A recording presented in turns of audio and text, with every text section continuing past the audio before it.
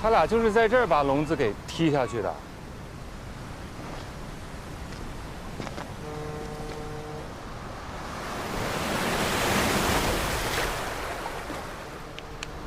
那你带我上这儿来干嘛呀？我想把你推下去，测一下水流多长时间会把你卷到入海口。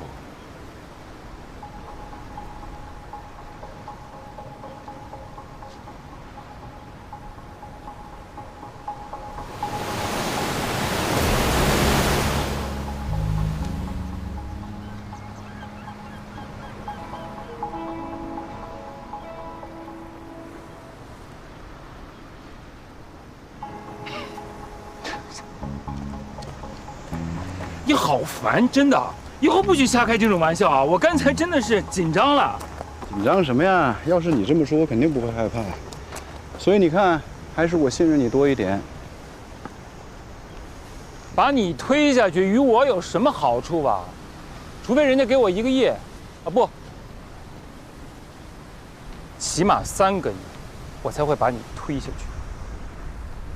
虽然没钱拿，但是如果你把我推下去，一定会有人感激你，而这份感激会让你在这个行业里受用很久哦。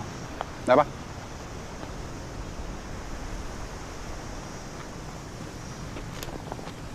这话说的。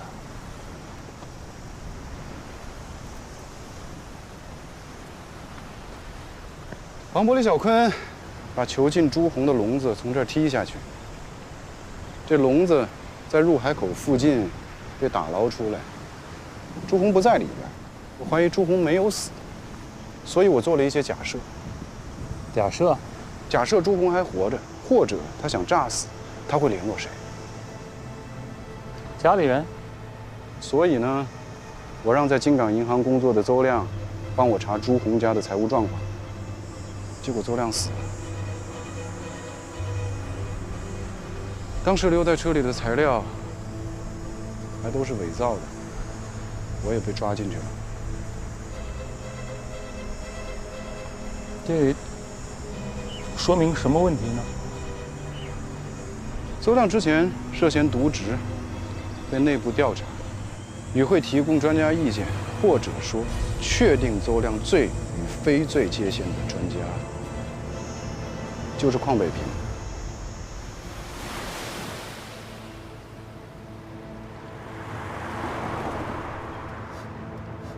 邹亮出事之前，单独寄了一份材料到我家。这份材料里有朱红的家里真实的财务状况，这部分印证了我的假设。朱红的家属之一，也就是他的岳父严培旭，是邝北平当年在兵团的战友。你是想说？ 邝主任通过渎职挟制邹亮，然后给你提供假的信息，最后把邹亮给杀了。这里面有一部分我也没想明白。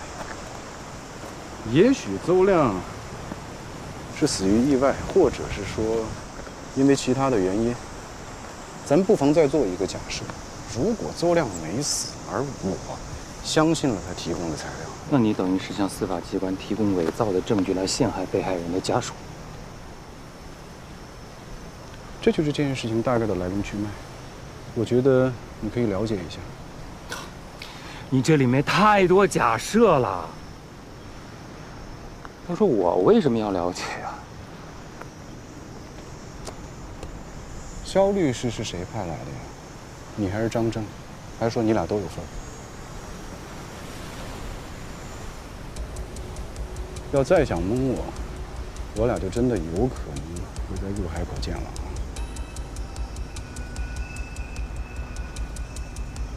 就算是我吧，你把他派到所里来是为了私下帮我？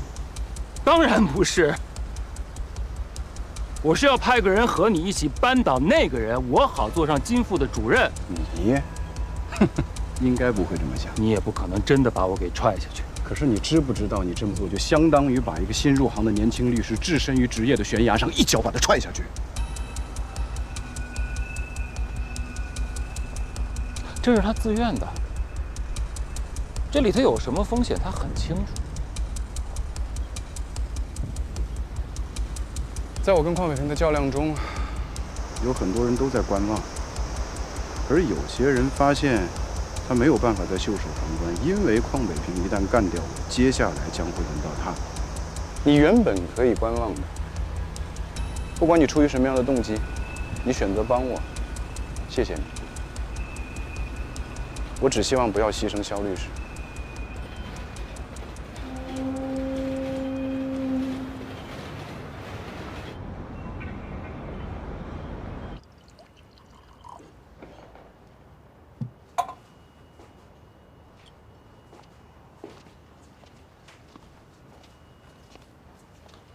你今天没陪他去看守所？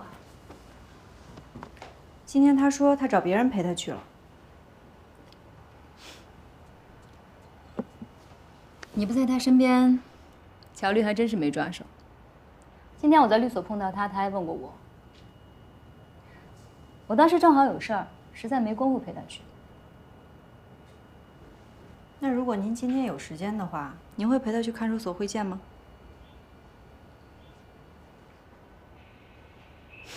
当然了，大家都是同事，举手之劳的事儿。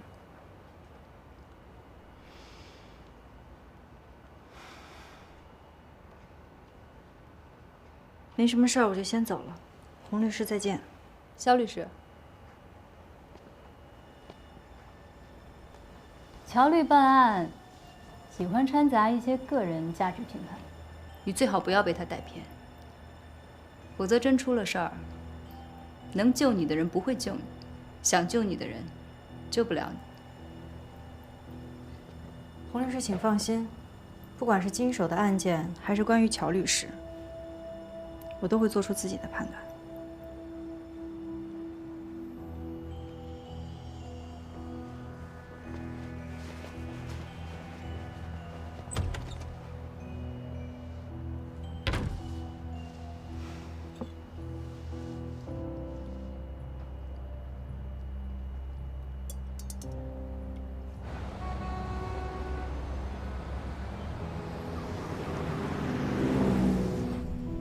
我只是希望不要牺牲肖律师，他很优秀，而且潜力巨大。像他这样的人是我们这个行业的未来。那你从一开始就不应该和他搭档啊！而且人现在在你那儿，我说了不算，还有乔少廷。不管是我还是肖律师，你心里比谁都清楚，跟你在一起搭档会有什么样的风险。你这会儿在这儿当什么好人？你说的对，我确实后悔了。我不管，你想办法让邝北平不要再针对他。我怎么可能呢？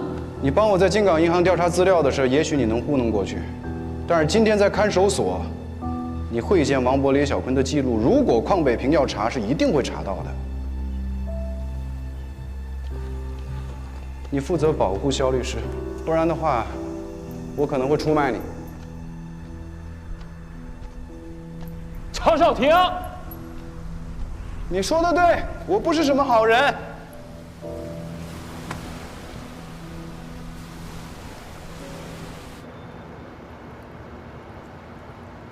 你什么时候成了邝主任的在职硕士了？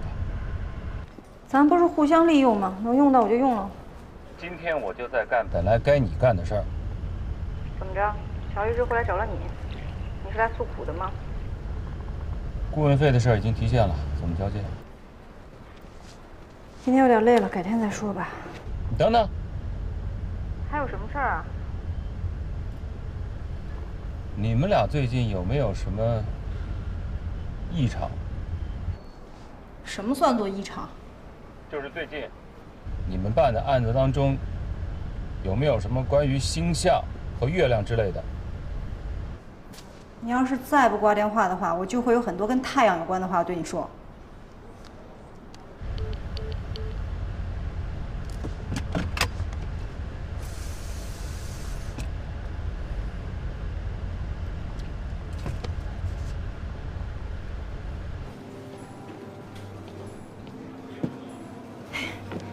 辛苦啊！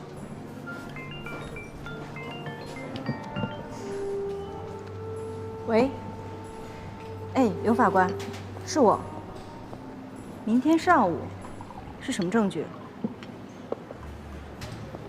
好的，明白。那明天上午10点第7法庭。谢谢您，再见。唉，看来明天也会很辛苦啊。不仅是辛苦，还有一些烦恼。韩律师，您觉得乔律师是个什么样的人？对于他，我不太了解。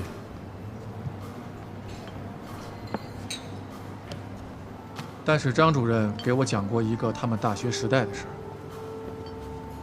张正、薛东、乔少廷那会儿住在一个宿舍，据说有天晚上他们嘴馋了，想吃宵夜。张正也不知道从哪弄来了几盒羊肉片儿，于是他们又从隔壁借了加热棒，还弄了一锅开水，但是没有调料。张正是个讲究人，没有芝麻酱、韭菜花和酱豆腐的传统组合，他宁可不吃，也不想破坏自己对铜锅涮肉仪式感的美好向往。薛东则不然，他因地制宜，用辣椒油卸了2块红方，用他的话说，这叫吃到嘴里就是真理。那乔律师呢？张正跟我说，乔丽劝他们先别着急，等他回家去调料。那时候可没有24小时的便利店，也没有通宵的火锅店。乔律师骑着车往返20公里，从家里拿回了芝麻酱还有别的调料。等他们3个吃完，天都快亮了。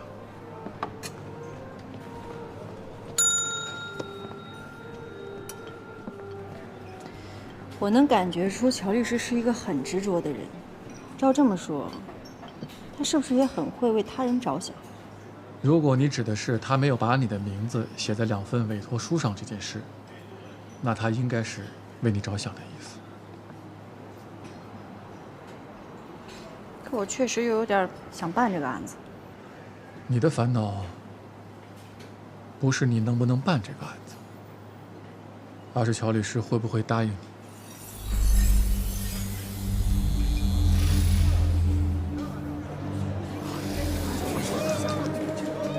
如果他来找我，我会拒绝的。乔律师既不想伤害德之所的同僚，又找不到对邝北平无所谓的人，他剩下的选择就很少。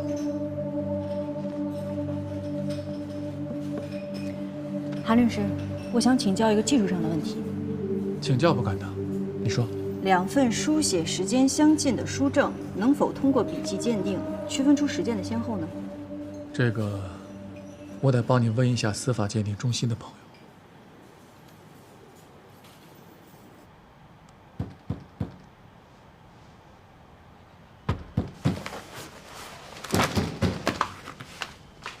来来，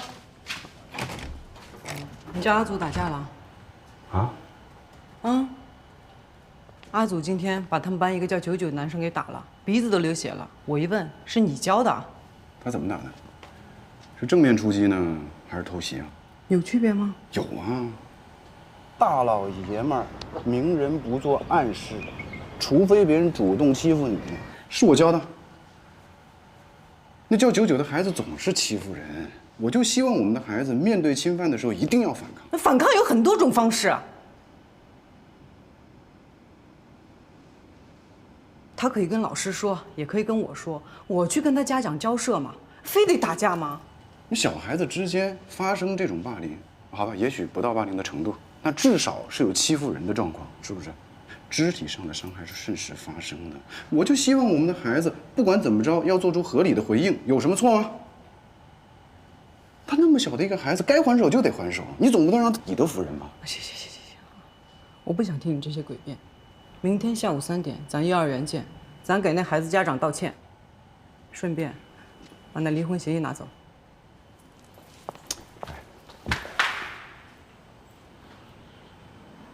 关锁了。哦，是，但不是我，是房东。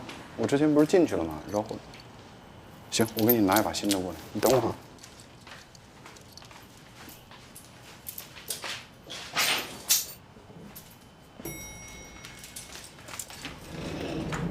哎，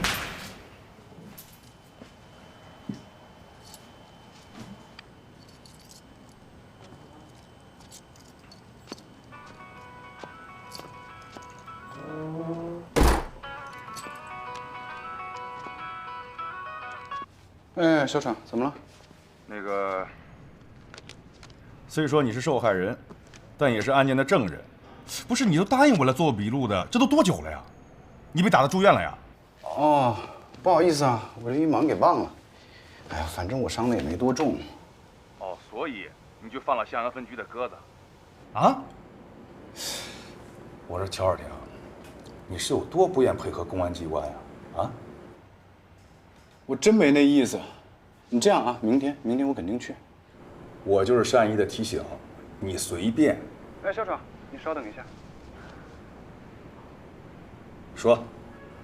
王博、雷小坤那案子，如果我有总结出一些案件疑点，我是说啊，我知道海港支队有很多人都是你的小兄弟，你能不能帮忙提醒一下他们？你是知道规矩的。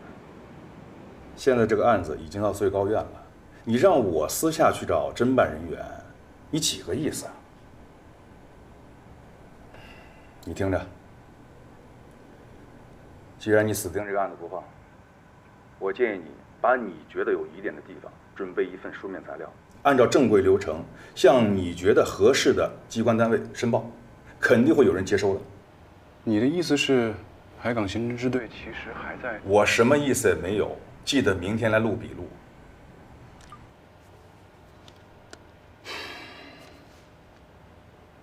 我问了一下，司法鉴定说，类似这样的鉴定，对于物证本身和用作比对用的检材要求非常高，而且通常情况下很难识别。但是有意思的是，今天还有一个男律师也亲自到了司法鉴定中心去询问了同样的事情。乔律师，我的朋友说，是他同事告诉他的，具体没有问，但根据描述，大概是那个骑行20公里往返去取了芝麻酱的人才能干得出来的事儿。看来大家都想到这个突破口，但是此路不通啊。刚才另一个案子的法官通知我，明天上午还得去听一个录音证据，原告刚提交的，也不知道搞什么飞起。证据突袭是吧？没关系。如果当庭质证拿不准主意的话，你就跟他们说，回去和当事人核实。不想这么训呀，第一次突袭就被打得不能还手了。那你可以叫乔律师一起，他是反突袭的高手。当庭质证，还可以隐晦地向合议厅提议确认证据关门的时限。乔律师呢，现在一门心思的都放在雷小坤和王博的那个案子上面，我就别给他添麻烦了。再说他去了也就是做旁听席，真要有什么临场应变的，其实他也帮不上忙。你信任乔律师吗？我觉得他很想信任你。其实你可以试着信任你身边的伙伴。韩律师觉得什么样的人能称得上伙伴？每个人不一样，应该是让你觉得有安全感的人吧。这个你应该分辨得出来。就像那天你吃的那一碗意面，一开始你不觉得辣，但是后来你吃出来它是刚出锅的，是热的。吃口暖食，总会让人觉得心安一点。韩律师，您是？你明天质证是上午还是下午？上午10点。那你还有没有时间去找当事人再拿一份委托书？可以啊。9点半，拿着委托书到所里，盖章出庭函，我陪你质证。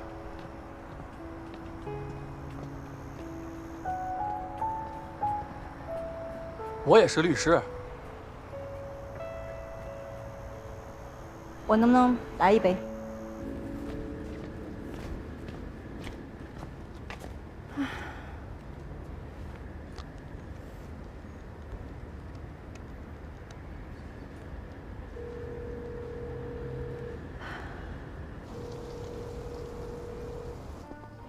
关于那笔顾问费啊，我跟你说一下怎么交接。啊，你说。今晚月色真美啊！你说什么？月色真美。你是说乔少廷？这话不是对你说的，我跟你说一下怎么交接。哎，等好等，等等，你刚才是不是说今晚的月色真美？这话是不是乔少廷说过的？他问我的这些话是不是就是这个意思？我跟你说的是实话，你自己抬头看看呀。还有那笔钱，你到底想不想给我了？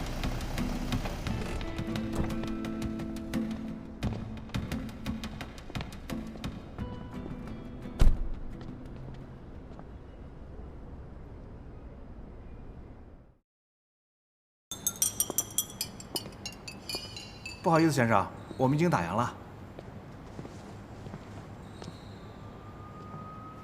小豆，下班。伯父您好。老韩身体还好吧？挺好的。有金副所你不来，去和张正、乔耀廷这些人瞎搅和在一起，是我有什么事儿开对老韩了，还是你小子单单对我有意见呢？我一天到晚就忙这么点小事儿，去您那儿去，我还不够丢人的。再得知，张正从不管我呢，老一自在。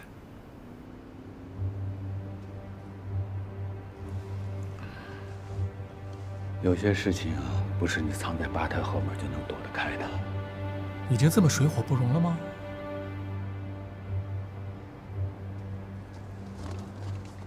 乔少廷经常到这儿来吧？前2天他还坐在您这个位置上，问了我一句非常有意思的话。他说什么？你说，到底是因为我们是这样的人才从事这个行业，还是因为从事这个行业，让我们变成了这种人？哪种人？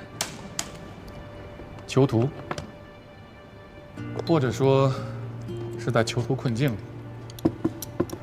自私、不安。即便有罪忧解，互害也往往是我们的首选。我和德智所有过节，你不可能不知道。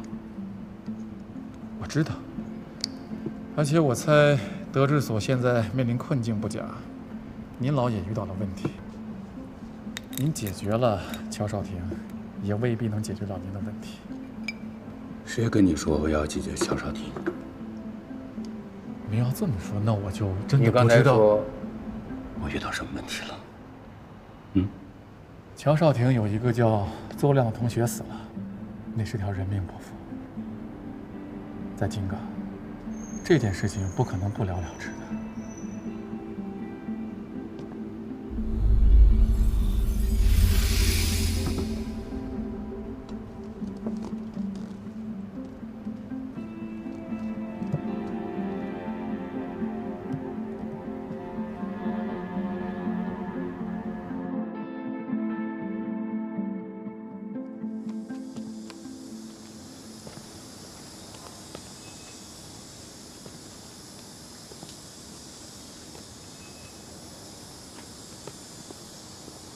哟，哎，乔律啊，你好。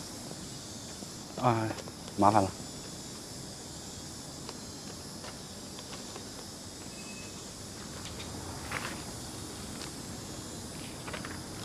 这就是你说的公事儿啊？我就是想把案件当中有疑点的地方，向咱们公安机关反映一下，这应该算是合法的吧？瞧你说的，这也是我们分内的工作。那咱们会不会根据我提出来的建议？如果是我们分内的事儿啊，我们该怎么做就怎么做。如果不是我们分内的事儿，该谁管，我就把这东西转给谁，放心吧。啊？哎，我金城啊，啊，好。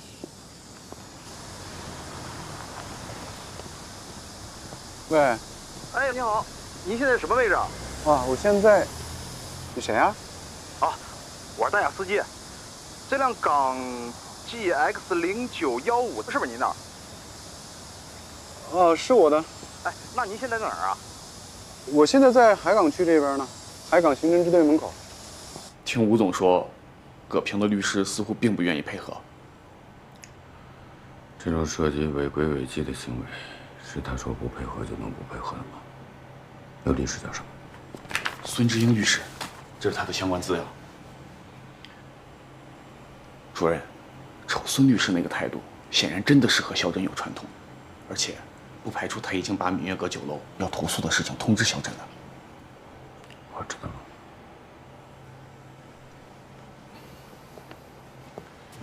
哎呦，吓我一跳！你什么时候来的？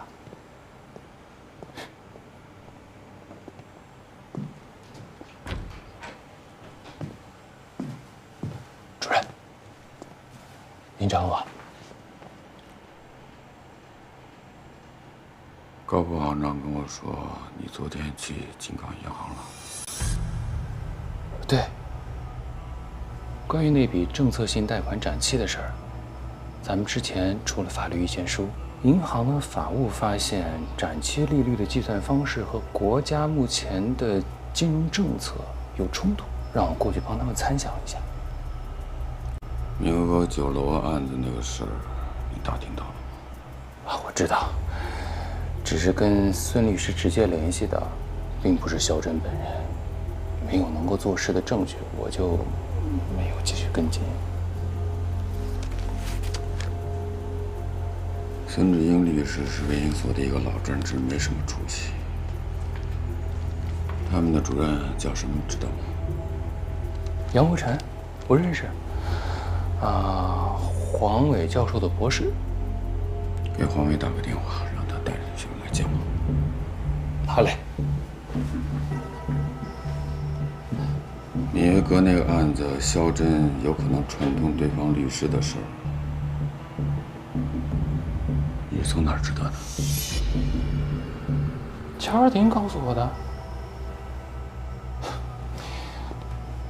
为了打听肖真的事儿，我瞎编了个理由，让乔少廷带我出去转了一圈，路上不小心他说漏了嘴。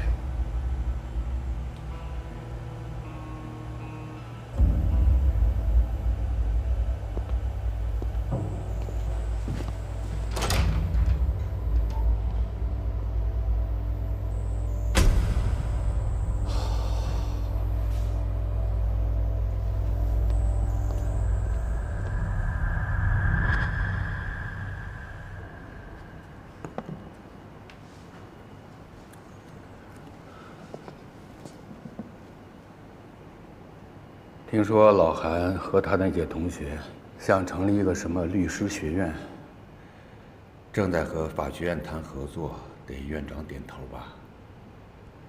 我知道这件事情，是不是您老能帮上忙，说什么话？你父亲不用我帮忙，他们老哥几个的事我不掺和。乔少廷和我的事儿你也别掺和。他应该没什么事会找到我。他现在有一个非常好的合作伙伴。放心，乔少廷很快就会来找你。所里几十个人，他可以和任何一位律师继续合作。那些人没这个胆儿。需要我做什么吗？跟我一样，一帮倒忙就行。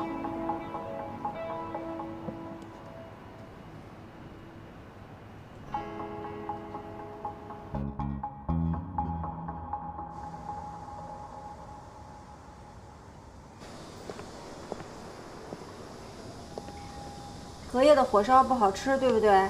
所以我今天特意的给你带了一根火腿肠补偿你，一会儿饿了再吃啊。左涵我已经填好了。韩律师，给您添麻烦了。看来你是特意为他准备的食物，有没有想过把他带回家自己养？有想过，但是我现在和别人合租，房子也小，工作也没时没晌的。明白。任何选择都要付出代价。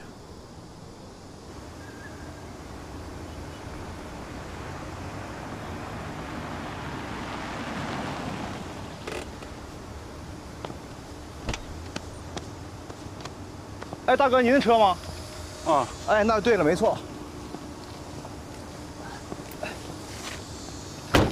哎，大哥，您钥匙。哎，老板，您要方便的话，您提醒下您朋友啊，给个5星好评啊。这车也是从哪儿开来的呀？金海东路福林花园，一穿黄背心的大哥给的我车钥匙。那谁给你下单让你开过来的？哎，这我不知道，平台派的单，我们呀看不着名和电话。姓什么总有吧？姓，哎，我看一下，肖，姓肖啊。先走了哈，大哥。之前被告律师一直说他们卖的都是进口车，现在我的原告当事人准备了一份录音，是原告当事人和被告公司经理交涉时录下来的。我们认为这份录音证据可以证明被告相当于承认了他们销售的汽车是组装车。周总，你们拼装是做4轮定位用的，还是原厂的生产线设备吗？那肯定不是。那你这就不能算是原装进口车了，这就跟合资车差不多呀。你非要这么理解也行，可正是因为拆开进口，这价格才能控制得住。朱院长，你自己说是不是？同样的车型，那4S 店价格高出10几万去呢。被告律师，你对原告出示的录音证据听清楚了吗？听清楚了。对证据的真实性认可吗？这个不认可。刚才的录音听起来不是很清晰，而且录音当中被称作周总的这个人的声音，不像是被告公司高管的声音。今天早上是我去当事人的公司取的委托书，您并没有去啊。那你就当我去了呗。可是那确实是周总经理的声音。你的听觉系统又不具备语声鉴定功能。你凭什么认定那个声音就是周总？那原告要是申请语声鉴定呢？周总不是什么公众人物，在网上基本上查不到他的音频视频。语声鉴定非常复杂，它不仅需要剪裁，而且需要大量非常充实的剪裁。换句话说，就刚才那段几分钟的对话，鉴定机构要对这个周总至少要录上1个小时的音才行。所以呢？所以。你现在可以去告诉那个被告公司，让他们给周总放个长假，让他去环游地球。我们这不是……我们这就是在履行律师正常的工作职责。对方律师从开始透露这段对话，试图搜集录音证据时，就该做好准备。他应该预见到我们也许会对这段语音证据不予认可的回馈，他应该准备其他的相关佐证，用以证实他这段语音的真实性。作为有举证责任的一方，他们如果连这个都没有做到，那他就要承担举证不能的后果。可是您对何一婷说的不是真话。没错，咱们这是个说真话的工作，这是个选择。客户的利益，还有你自身的道德评判，有时候你不能什么都要。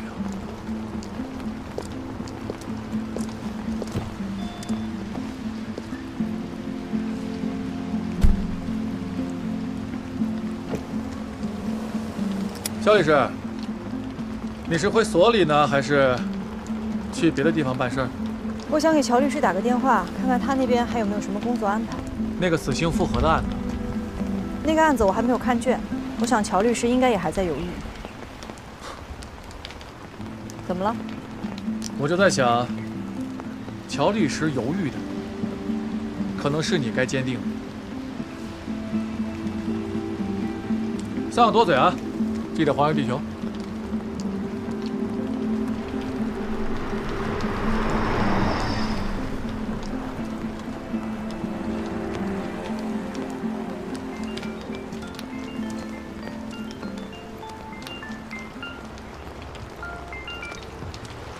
喂，肖律师你好，我姓孙，是葛平的代理人，咱们开庭时见过。哎，孙律师您好，如果方便的话，我需要马上和你见个面。有什么事儿吗？肖律师，律协很快就会收到针对你的投诉，而我必须出面作证。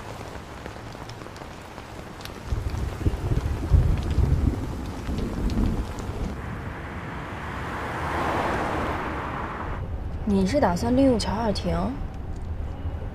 就算他现在没有恢复职业资格吧，但怎么着也算为被告人辩护那头的吧？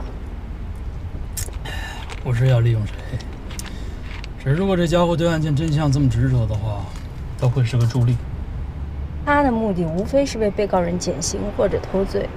啊，当然了，听上去倒是比那些光为赚钱的律师是要好一些。赚钱也没什么不好啊，又没有机关给他们发工资，不赚钱也让这些律师用爱发电。但你真的确定乔尔廷可信吗？过了前面那路口，靠边停车。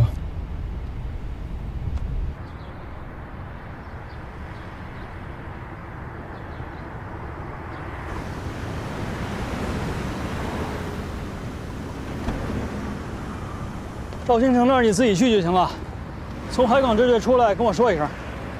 不是，你干嘛去啊？我去办点别的事儿。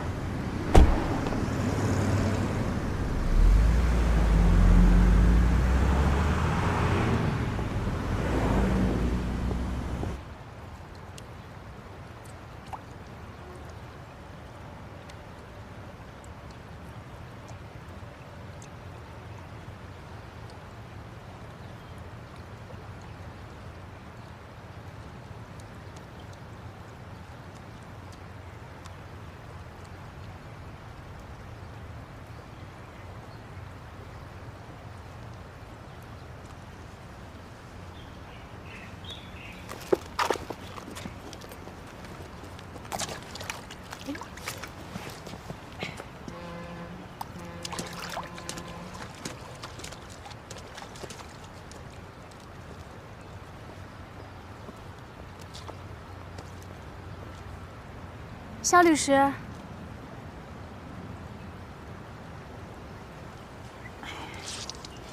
鞋可以晾，裤子可以洗，这吃饭的家伙要是泡了，可就麻烦了。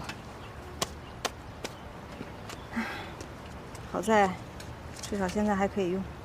肖律师，你这胳膊手腕……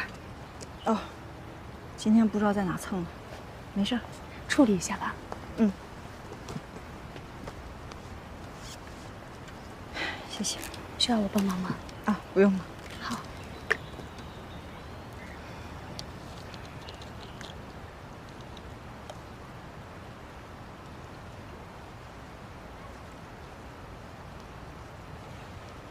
芈月阁和葛平家属达成庭外和解后，还没有落实全部赔偿，剩下的那部分本应该明天交接。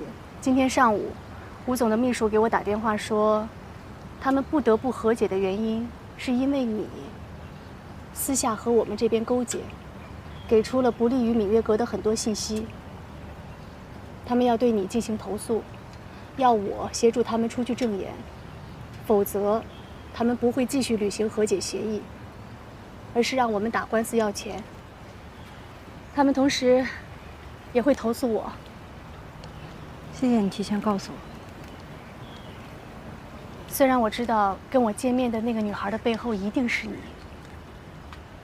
但我没有跟任何人透露。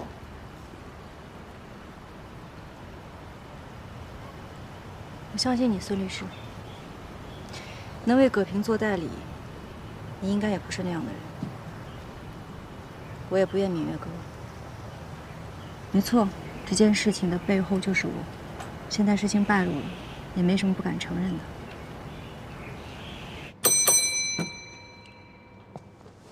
有辣酱吗？有。这个辣酱有点……没关系，我要放纵一下。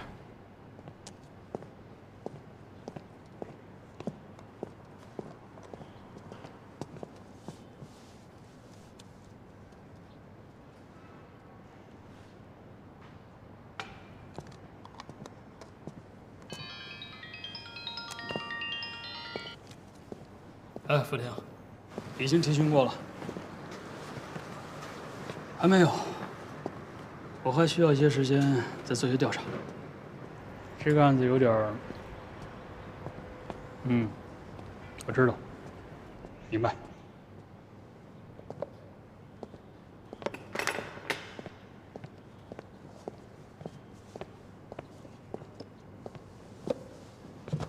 这地儿不错。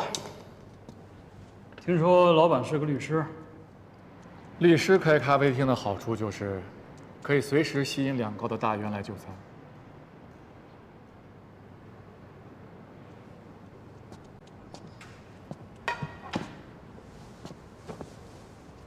你是哪头的？东郊民巷那头的。我记得南门斜对面有一家云南菜馆，那家的炸春卷挺好吃。这儿的消费水平对我来说有点高，而且我们早就搬到花市北大街那边办公了。第2办公区，那你是审判庭的。你怎么知道我是最高院的？你刚拿那个老3星，是之前最高院统一配发的工作手机，还没换新的呢。现在已经改成每月几十块钱的通讯补助了。你怎么知道我是律师？我本来想说点评网站上有写，但是现在看来，我不如直接告诉你，我就是冲你来的，这样更方便一些。是赵新成告诉我你是谁？那咱们就开宗明义吧。你是想聊聊乔少廷吧？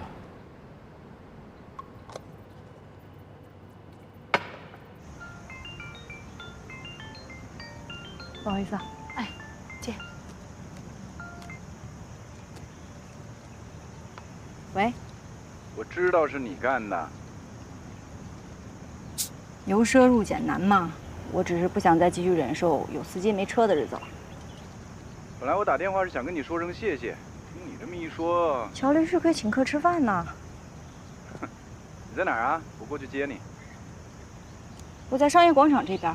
对了，我正好有事找你呢。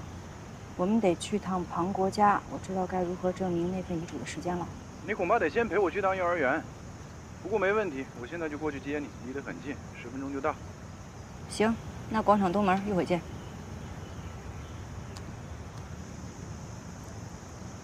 乔少廷，乔律师。我司机。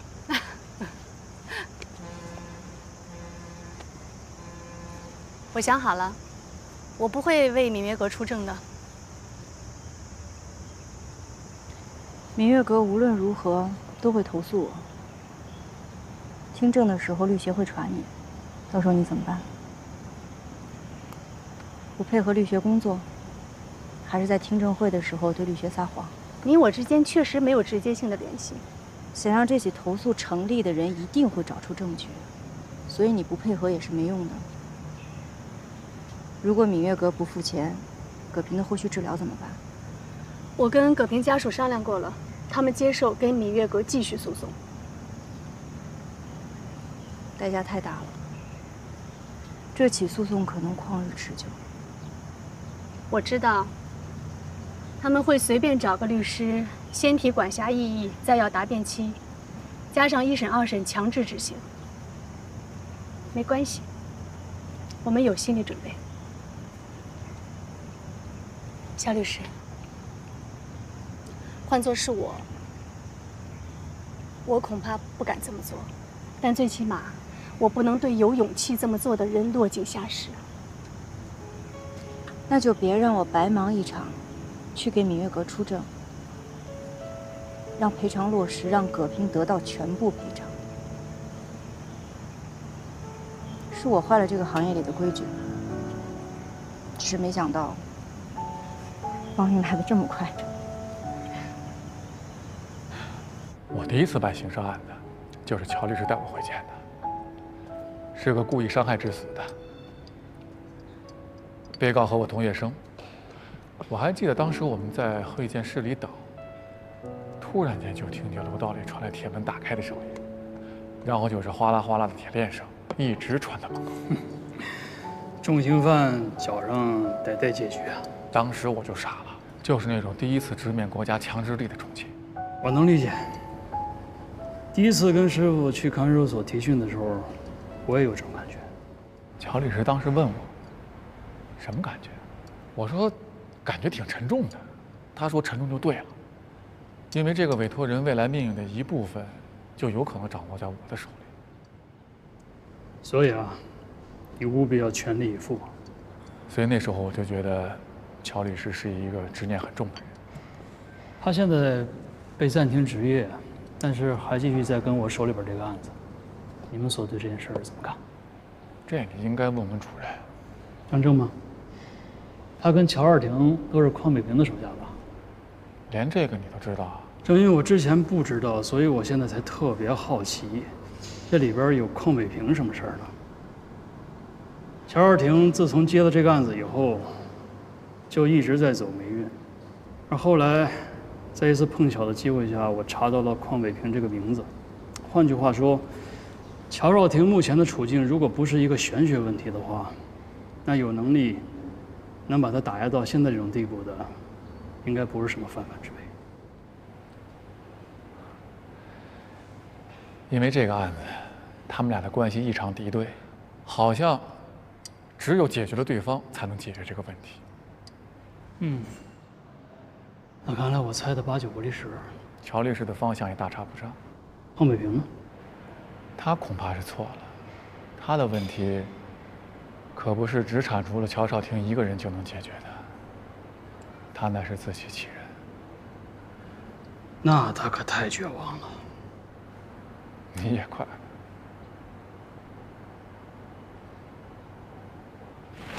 说实话，有输你这破车的钱，买辆什么2手车都比他强。哎，你看你，人情和嘲讽还总得花搭着来。做好了。我以为专职律师是可以调侃助理的。当然，您有本儿，您说了算。那我可得趁着你拿回执业证之前抓紧了。幼儿园干嘛？接着那个案子了？我儿子把别的小朋友给打了，但由于未到刑事责任年龄，情节显著轻微，社会危害性不大，姑且不认为是犯罪。没事儿吧？哎呀，至少他没挨打呀。堂姐说的那个阿祖吗？堂姐，你这才见1次面，你有必要那么近乎吗？堂姐。说到堂姐，你们俩这婚离的怎么样了？你今天怎么了？这是吃错药了吧你？怎么了？偶尔放飞一下不行吗？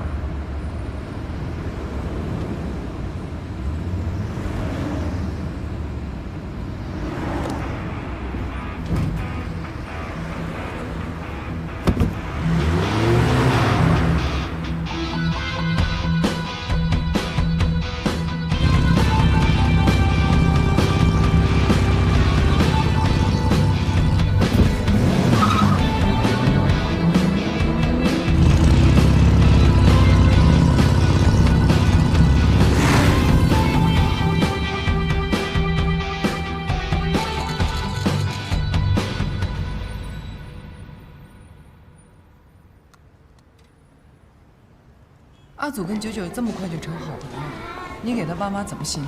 我的洗脑尝试很失败，所以最后我说准备起诉幼儿园，未尽到教育和管理责任。起诉幼儿园？你想让阿祖换幼儿园啊？不是真的啦，找到一个共同的敌人，大家自然就变成盟友了呀。哎，辛苦辛苦辛苦！哎，拜拜拜拜拜。这就叫策略，打不过别人就跟别人成为朋友。签了吧。这阿祖还在这儿呢，别当着孩子爷们儿点的面行吗？别拿孩子当挡箭牌。大姐姐，你好。阿祖！哎呀，来！哎呦，我也不知道怎么着就补弄好了呀。爸，1、2、3。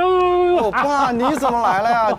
我跟你说了多少次了，你别再玩这破铜烂铁的，多危险啊！危险什么？这车我已经修了好几个月了，终于发现原来是离合器的弹簧没了。这么难弄的件儿你都给淘到了，挺厉害的啊！昨天小唐给我打电话，说幼儿园有个孩子欺负咱们家阿祖。没有吧？今天我就过来看看，是哪个憨小子敢欺负咱们家乔三仔？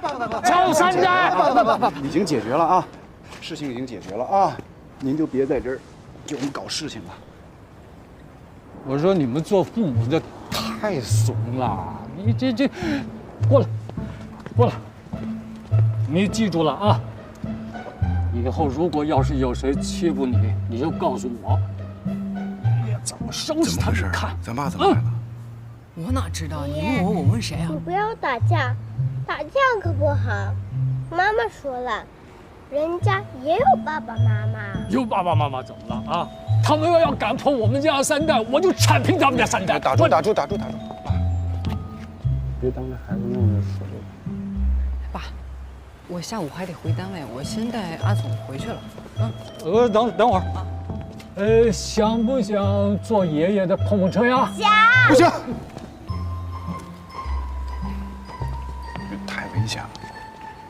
危险什么？啊，我带着阿祖又不是去吴强龙泡的。不是，爸，你误会他了。小孩太小了，他坐在那胯子里面也不安全，到时候你还弄他不好弄，是不是？也是啊。那这样吧，你就抱着阿祖坐在胯子里边，我送你们回去。我呀，爸，我开车了。开车？车在哪儿呢？停车场。那行，我送你们到停车场去。走啊，走啊！好。你真开车？真开车。别露怯啊！爸。哎，这，往这走。这是你爸。老爷子挺酷的，看着他，我想起了铁血战士，不是《疯狂麦克斯》里的某个反派，不死老乔啊。也姓乔。走，干活去。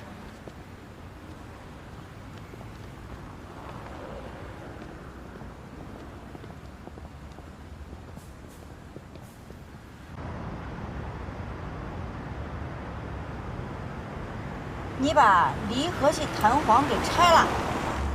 为了这个事儿，我是认认真真的研究过机械常识。首先呢，你得让他从一开始就开不了这车，那不能说半路出了问题，这样他很危险。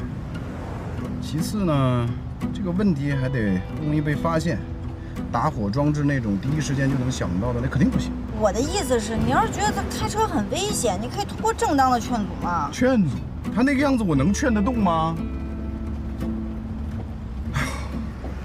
看来啊，我只能是盼着他赶紧到70岁，驾驶权人道毁灭了。对了，你说，你知道如何证明那份遗嘱的时间了？哦，今天我听韩律师说，要进行语声鉴定呢，对检材的要求很高。对于这种书证类的书写时间鉴定，对检材要求同样很高。鉴定部门通常很抵触这类的申请，原因往往是得不到足够的检材。对了，你那天不是也去咨询过了？韩律师。今天晚上我还得再去给他摘个什么零件下来。你能不能专注一点儿？你怎么知道我也咨询过？我拜托韩律师找鉴定机构的朋友咨询的时候，人家说有一个男律师来问了相同的问题，应该就是你吧？哼！我现在更加的确定我有多不喜欢那个姓韩的了。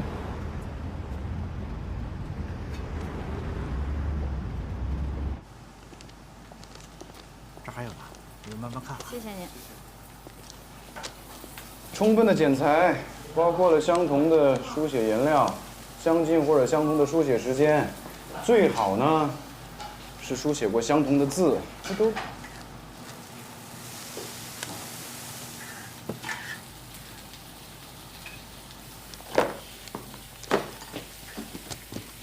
光是画有什么用啊？鉴定机构需要的是文字对比。不是说他喜欢抄写名人诗词吗？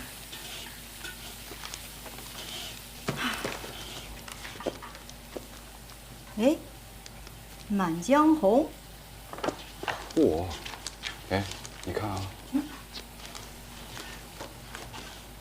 还有铲袜不相接，手提金玉鞋。这李煜跟小姨子偷情才铲袜不相接，手提金缕鞋呢。乔律师回父母家也需要这么心虚吗？嘘。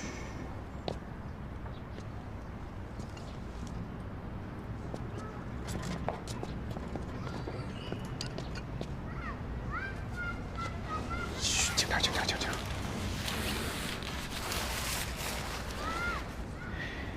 老爷最宝贵的就是这车，但凡有点风吹草动，它出现的比闪电侠还快。小一个，干嘛？和乔律师一起做贼的曼妙时刻，我不得记录一下啊？谁做贼呀？哎，你不是准备偷偷换掉老爷子好不容易才弄上的这个离合器弹簧吗？故技重施是没有用的，我想好了，我要三管齐下，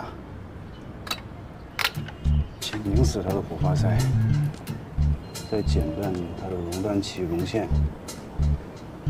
最后再放空蓄电池里的电解液。那你之前就换个弹簧簧，他兴许看不出来。你这次搞这么大的破坏，一看就是人为的。王你家老爷子头脑简单的很，你放心。哎，拿起来给我。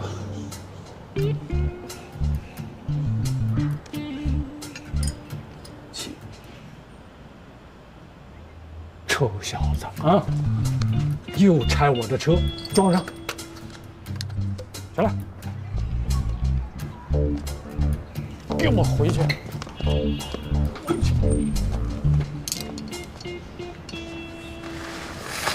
我让你这个三管齐下啊！我让你这个说我脑袋不行了，我同事在这儿呢。啊，不行啊，这个坐，丫头坐。谢谢叔叔。哎呀，别见怪啊。今天在幼儿园门口，这臭小子也没把你介绍给我认识啊。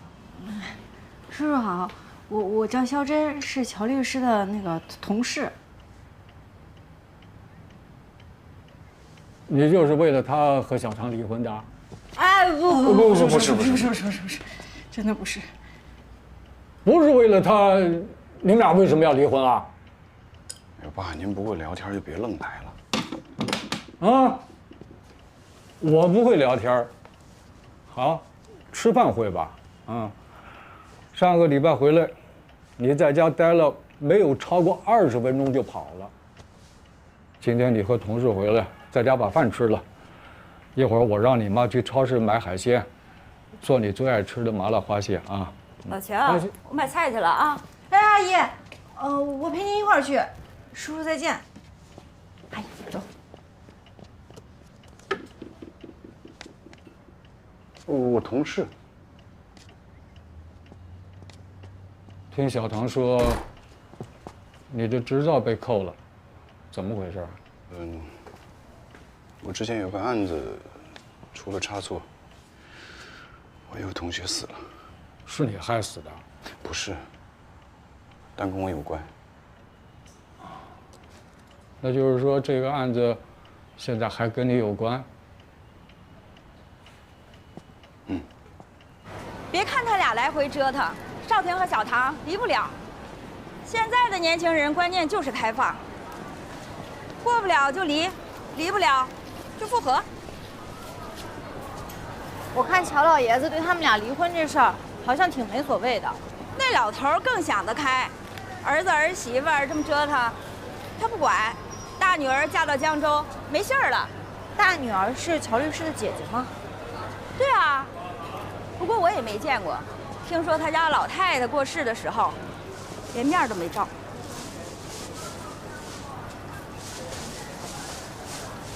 呀，肉馅忘了，我去拿啊。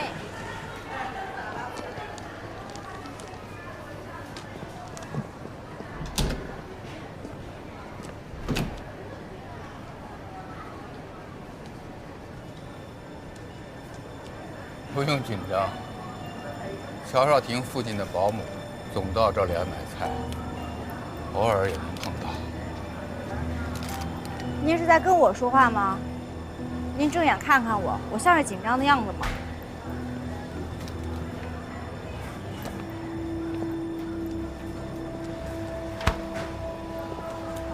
你不要以为孙志英不配合米耶格，你就能没事儿。那就请您帮帮忙，甭管威逼还是利诱，务必让孙律师配合。虽然我已经跟他说过很多遍了，但总不如您这样德高望重的老前辈说句话好使。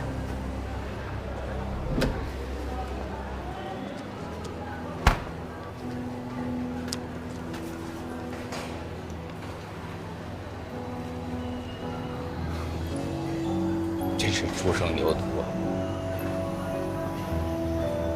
你这种性格和胆识，挺适合这个行业的。可是有时候，选择比努力更重要。您要是这么说，那我是真幸运，因为我还有选择。而您就只剩努力了。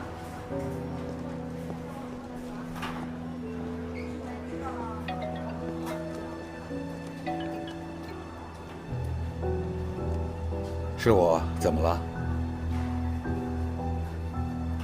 不要紧张，不要紧张，他这么大人是跑不丢的。没关系，我和他联系一下。好。也是为这事儿挨打的。勉强算吧。你让阿祖还手，自己不敢还手，你打小我就看你太怂。可你妈说，这样挺好啊，保平安。我还手了，这不没打过吗？还是把式不行吗？我这是战略性挨打，你又不懂。我跟你说，我跟我妈说啊，别跟你妈说你挨打的事儿，不然她又要跟我叨叨了。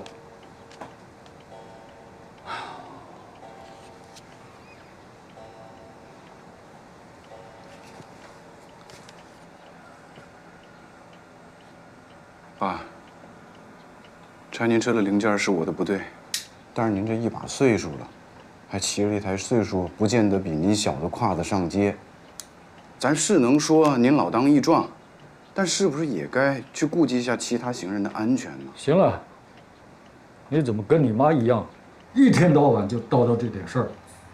我又不是天天骑，而且那胯子本身也跑不快，能有多大危险？昨天我还跟你妈说，爸，我妈已经过世很多年了，你又刚好给忘了。没忘，我记得，就是偶尔想到她，跟你唠叨唠叨。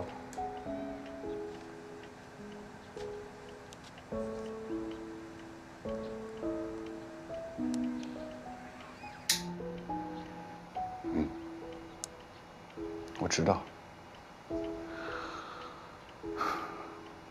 我也很想他。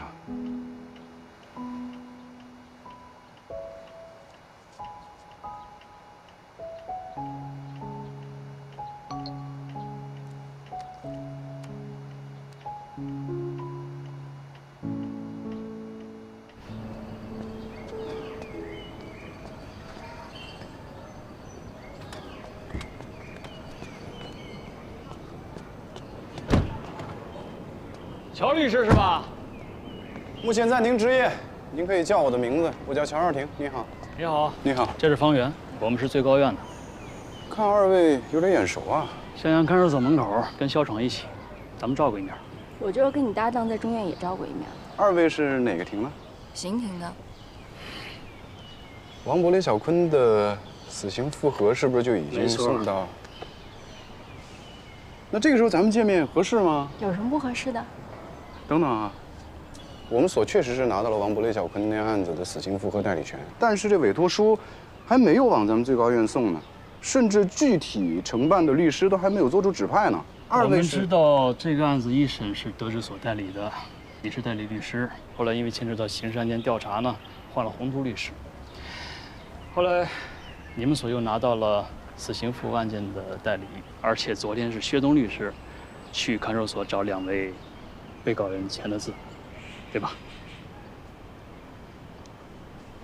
所以你现在既然不是这个案子的代理律师，而且按你的话说，你现在甚至连律师都不算，所以咱们见面是没有任何问题的。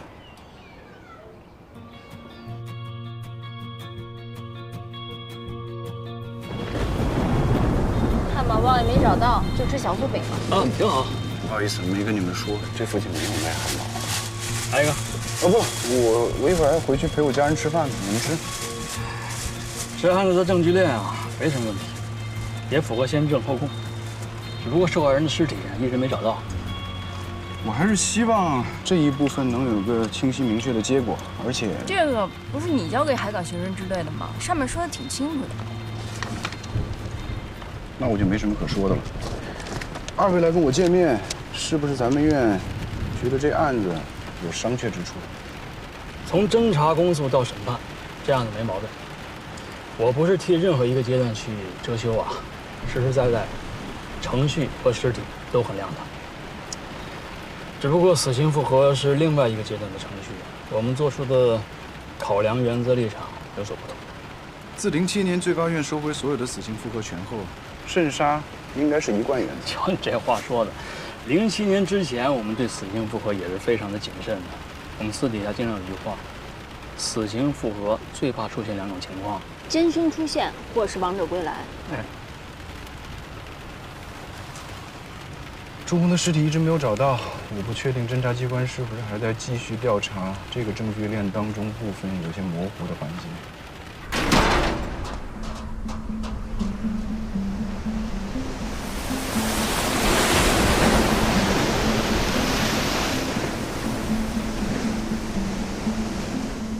我看过你写的材料，你认为李小坤他的力量并不能把那个铁笼给拽下山崖。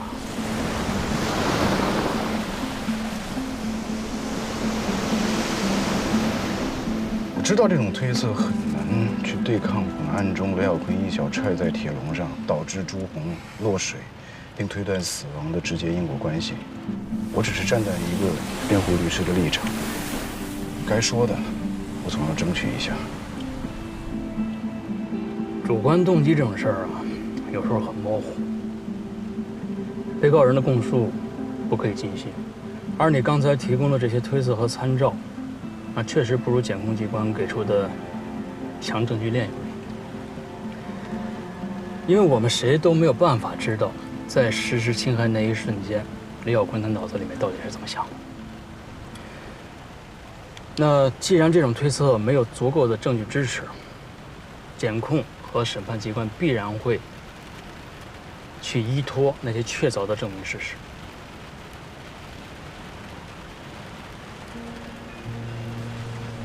那这么说，模糊的环节只有朱红的尸体。被害人的命是命，被告人的命也是命。咱们院到底是什么意思啊？你与其在这问我们呀，真不如去仔细研究一下2个规定，一个是死刑案件证据审查的，一个是排除非法证据的。都是最高院发的，2高3部联合发的。拜托，你是干这行的，好好抓抓业务学习。我之前只是耳闻，今日得见才更加确定。确定什么？确定你好像确实不是一个太靠谱的人。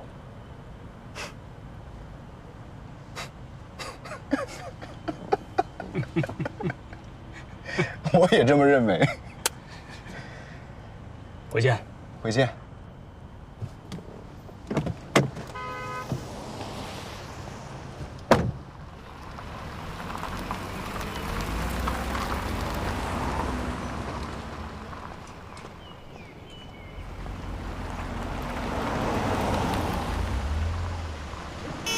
曹律师。哎呦，你不是那个谁，就是那个……这2天有点敏感。这什么啊？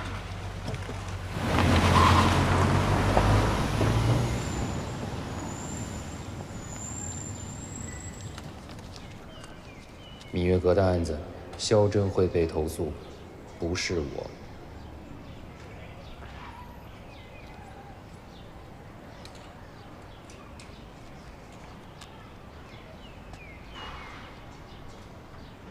乔律，肖律师有可能会被芈月阁投诉，这事儿你知道吗？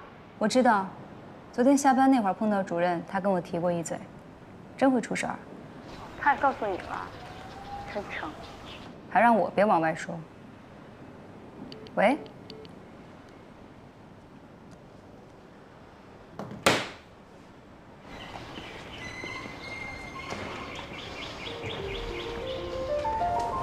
张征。如果有一天你做了主任的位置，你能不能向我保证，你会和他不一样？你说什么？我问你能不能保证，你不会成为另一个孔北平？行，反正我也当不了这主任，我给你保证。刚才我们所的情况，我的同事大概都已经介绍过。我呢就代表德智所敬大伙一杯，诚意都在酒里了啊！哎，少平，你怎么来了？我这儿出来，正请大伙吃饭呢。出来。曾经的全国10家律师也是我们。先喝着啊。有事啊？有事咱们回头了。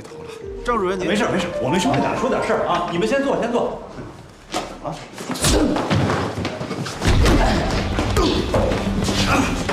曹少天，你他妈疯了！你们再给我还手了！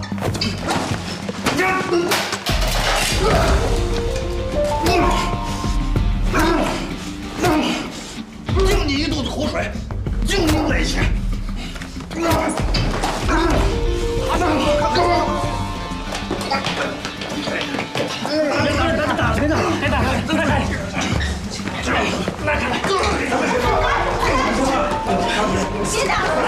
打了！别打了！这有什么情况？别打了！快拦着点！摔住了！别打了！别打了！好了。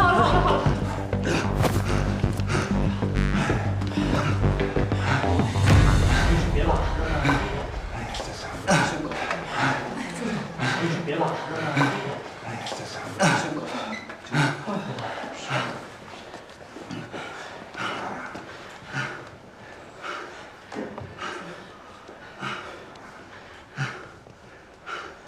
没事吧？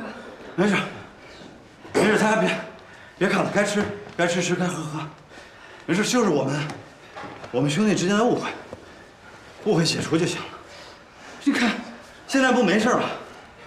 啊，学友你，问一下姚经理，损坏了什么？啊，你去安排一下。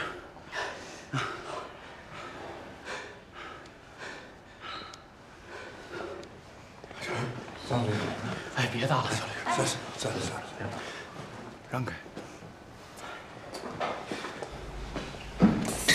着什么急啊？洗了也白洗。你还有完没完了？为什么要把肖律师出卖给邝北平？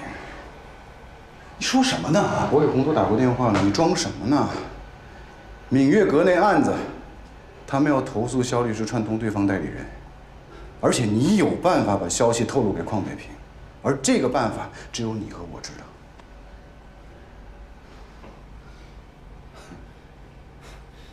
那这么说，肖律师真的串通对方代理人了啊？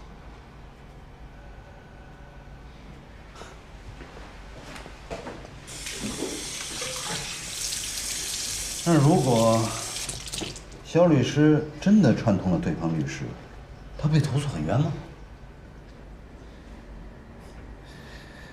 是，肖律师被投诉了。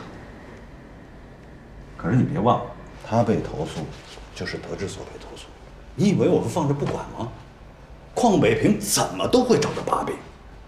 还有，我相信，肖律师跟着你，绝对不止干了这么一件出格的事。告诉你啊，不管跟邝北平最后能打成什么样子，你不能牺牲肖律师，他跟这些恩怨没有关系。真的没关系？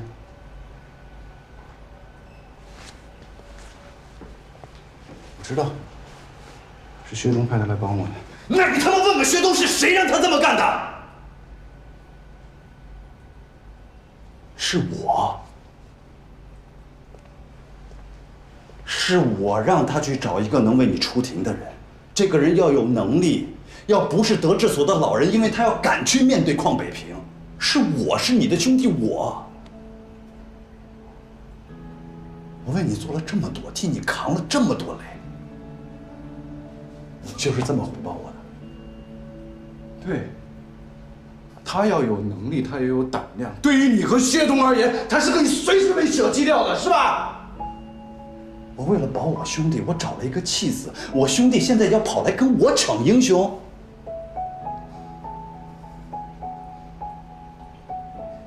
是，他是炮灰，可是弃车保帅这个道理你应该明白。况且我也不会随便就把他抛出去，一定是要等到在他和我兄弟之间做选择的时候，我才不得已这么做。难道你觉得我应该出卖你，还是说在你眼里跟肖真比，薛东才是应该被舍弃那一个？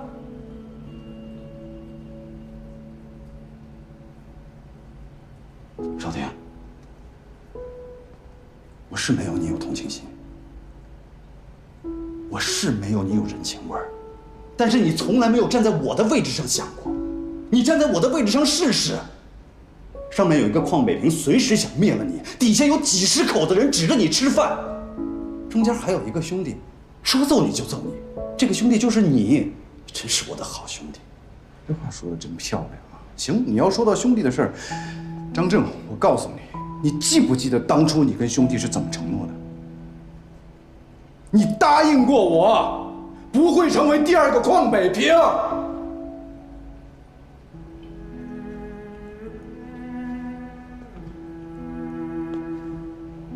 你凭什么控制别人要成为你想要的样子？凭什么？你是什么？我他妈想成为什么样子，我心里有数，用不着你教我。你最好说到做到，要不然呢？不然的话，你要我说到做到。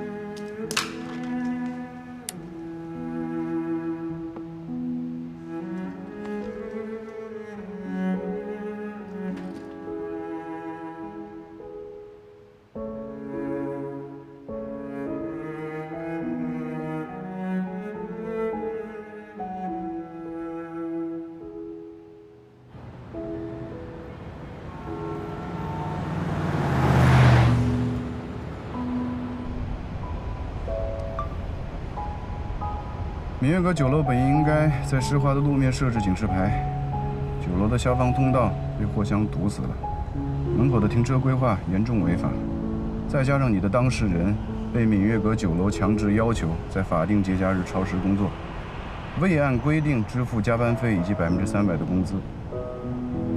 你可以到闽悦阁去走访一圈，你会取到很多他们违规违法的证据，把证据给他们看。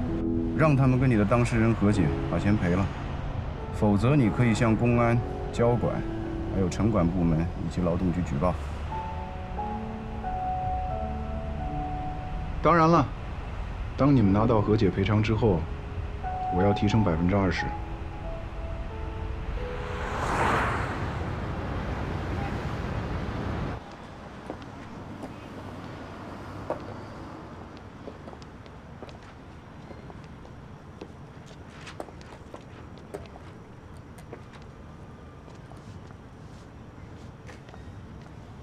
您好。你好，我是肖真律师的同事，我叫乔少廷。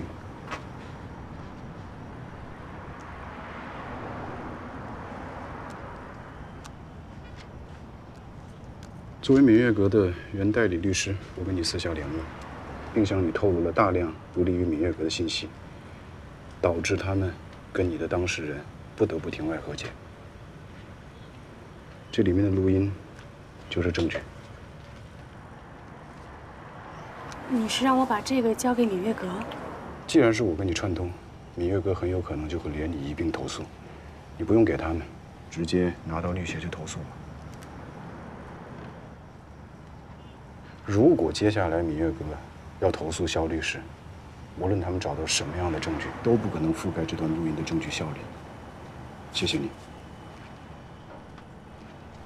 乔律师，我知道您目前正遭遇投诉，那起投诉到底是怎么回事我不清楚。但如果我拿着这段录音去投诉你的话，乔律师，在职业生涯里，你这跟自杀没区别。那就拜托孙律师，务必让我死。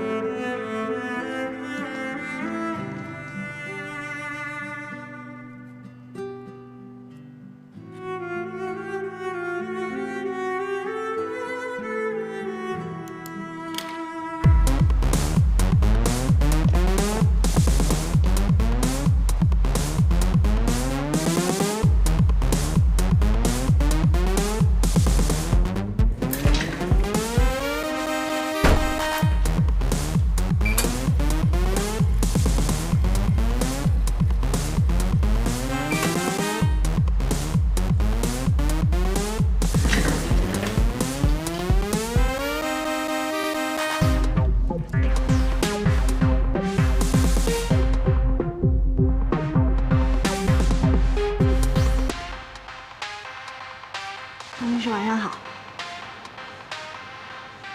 你跟我请假说不能来晚上找我汇报了，就为了一个人在办公室跳舞。不是我那个，明天我要开庭。明天还能去开庭吗？看这末日狂欢的架势，你应该知道明天会发生什么吧？就算被投诉，也不会立刻停止执业吧？我查了一下相关规定，还是有机会通过听证向惩戒委员会申辩的。乔律师那种是属于特殊情况，在惩戒委员会做出决定之前，佐理会先停止你执业，这是规章制度。更何况，今年主任在律协参选，对这种事情，肯定要做出立场鲜明的表态。那我要被停止执业了，我手里的案子怎么办？放心吧，乔律会找到另外一个你的。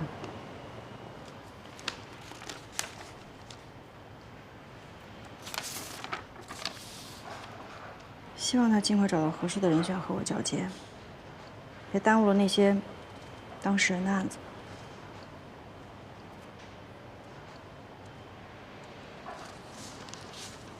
我之前早就提醒过你，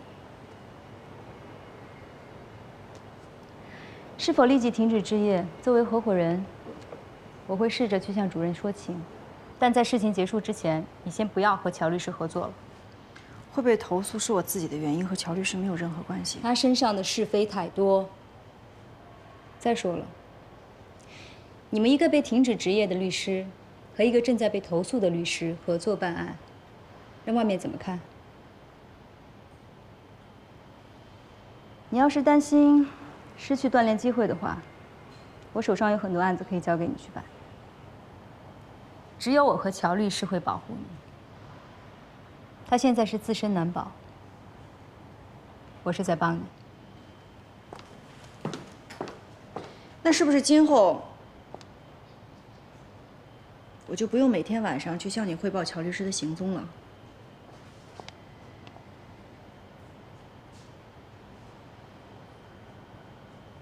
看来你不知道今天晚上都发生了什么。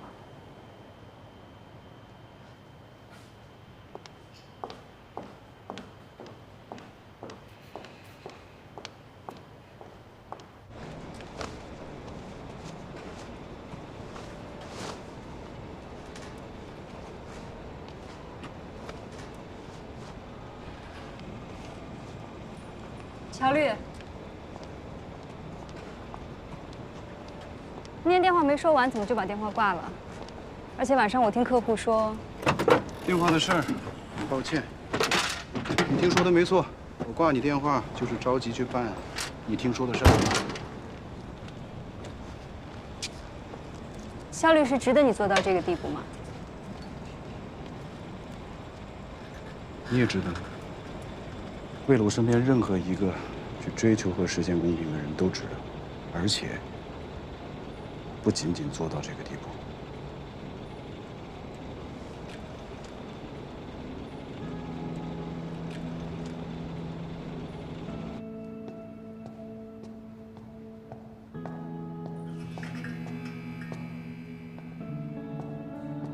哎，你怎么来了？我不说了吗？我完事儿过来找你。再说了，为各种事儿奔波一天，我也会饿的呀。饿了去吃啊。那走。我不饿啊。邹亮的情况，当时主要是他涉嫌以金港银行的名义，向一些客户推销不属于我们行的社会理财产品，这里面有可能关系到一些非法集资，甚至诈骗，这个我们也不太懂。后来，经过我们行的法务部门和专家的研讨，一致认为邹亮的行为不构成犯罪。事前和事后，我们行的特聘专家都和邹亮面谈过。我的理解呢，大概是一种类似于审讯式的当面对质吧。啊，这是当时的会议纪要啊。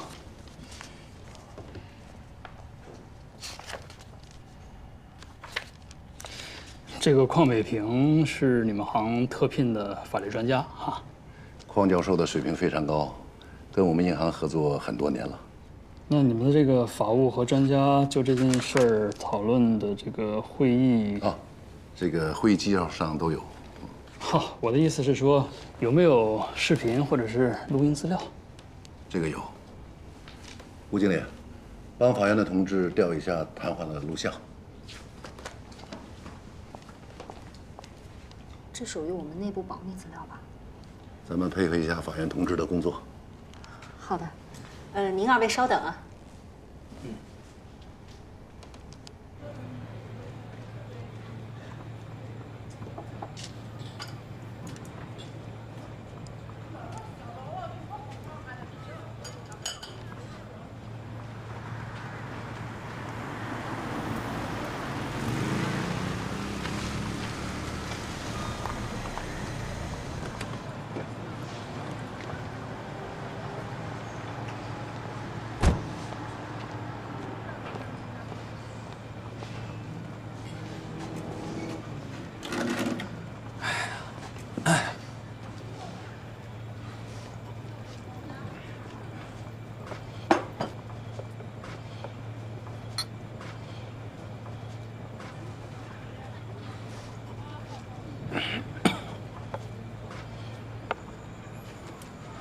何副官，有点冲。咱们当年在兵团的时候喝的那个叫什么酒？我记得叫粮食白酒吧。60度的兵团白，那会儿都是纯粮食酒，不像现在这些勾兑的破玩意儿。你那会儿喝了不到半斤，人就滚到炕下面去了。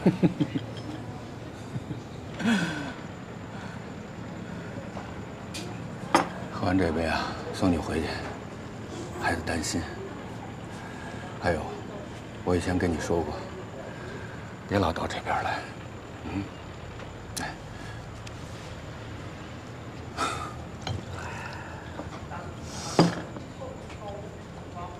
北平啊，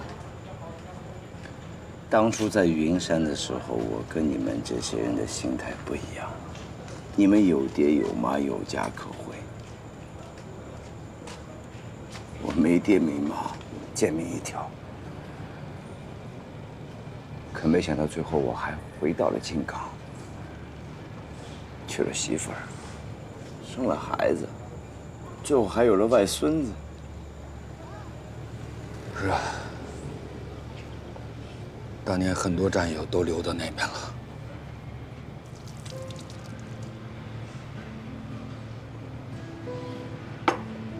我特别知足，我从没有想到过我这一辈子能够完完整整的过下来。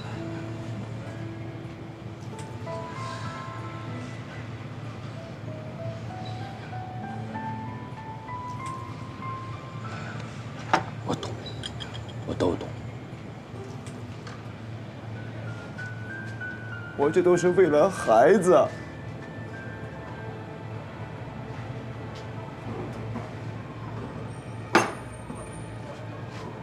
当初要是没有你，我也留在那儿了。老哥，你相信我，记住我一句话：过去你替我挡过什么，今天我什么都能替你挡。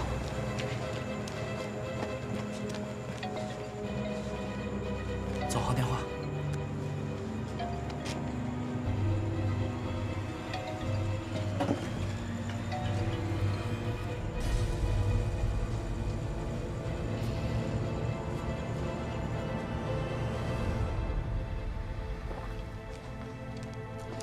团长，还有一个不情之请啊，刚才提到贵行的专家邝伟平曾经找邹亮谈过2次话，咱们这儿有没有这2次谈话的视频或者是监控资料？这个我还不清楚，一会儿让吴经理帮你们找一下。领导，总行电话。不好意思，我去接个电话。啊，没事，您忙您忙。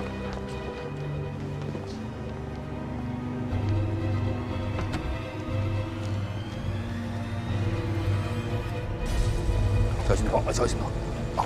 啊！一定要把他送到家门口。那您，我在这儿坐会儿。主任，肖律师说，那个黄伟和杨国臣还在等您的时间。跟薛东说，让他们带着2个人到这儿来见我。好。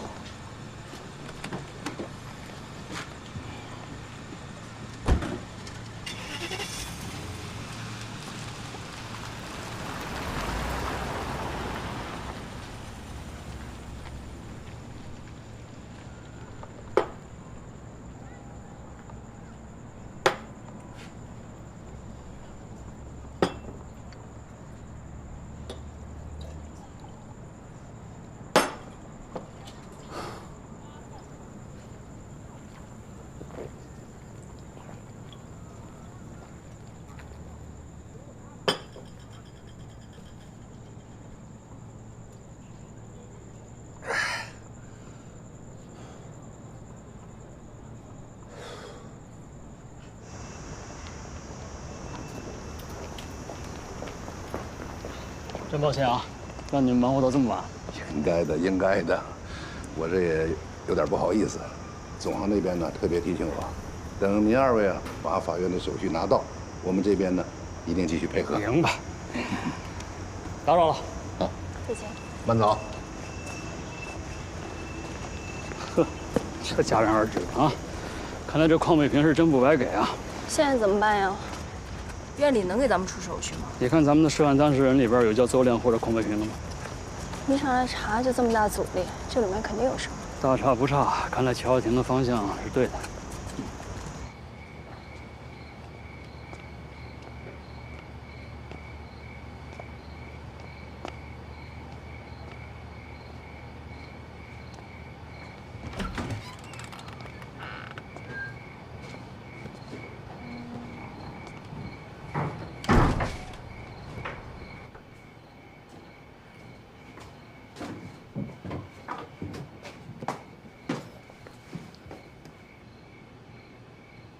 是不是查到你和佳佳了？您去哪儿了？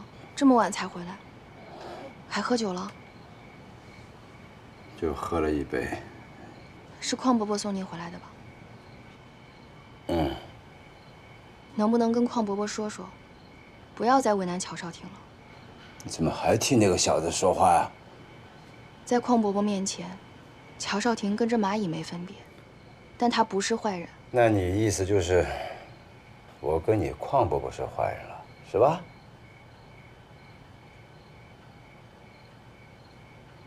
行，不说了，睡觉吧。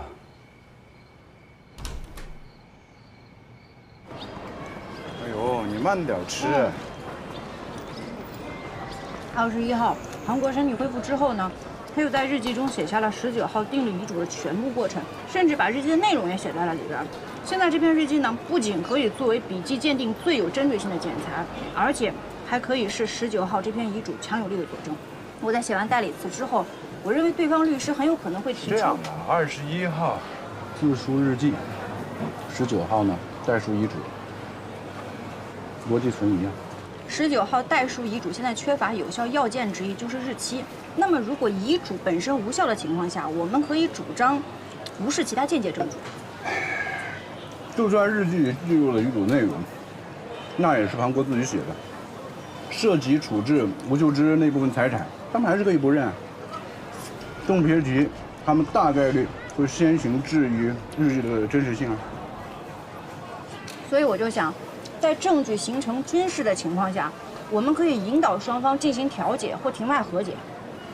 好主意。虽然我认为双方很难接受和解，可是房产具有不可分割的属性，我们站在庞家子女一方是没错，但是如果我们站在被告一方，我总认为这个案子应该找到一种让双方都能勉强接受的，怎么说呢？也许你还没有意识到啊，从开始办案，你一直在追求一种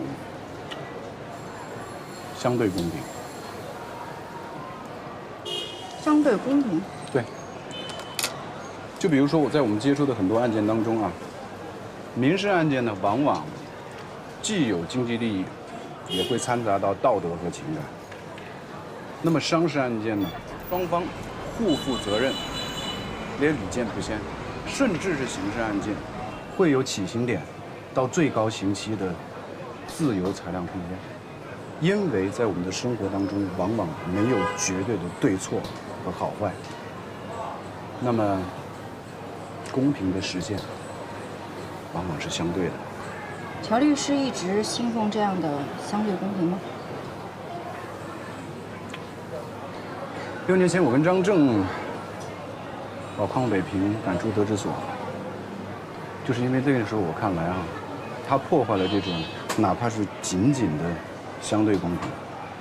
你说的没错，我信奉这种相对的公平。如果每一个案子你都这么竭尽全力的话，那么对你而言，律师会是个很辛苦的职业，值得吗？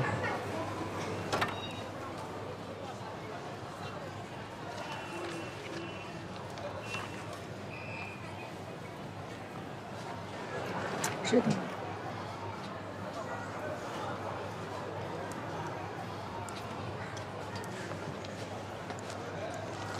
我也认为值得。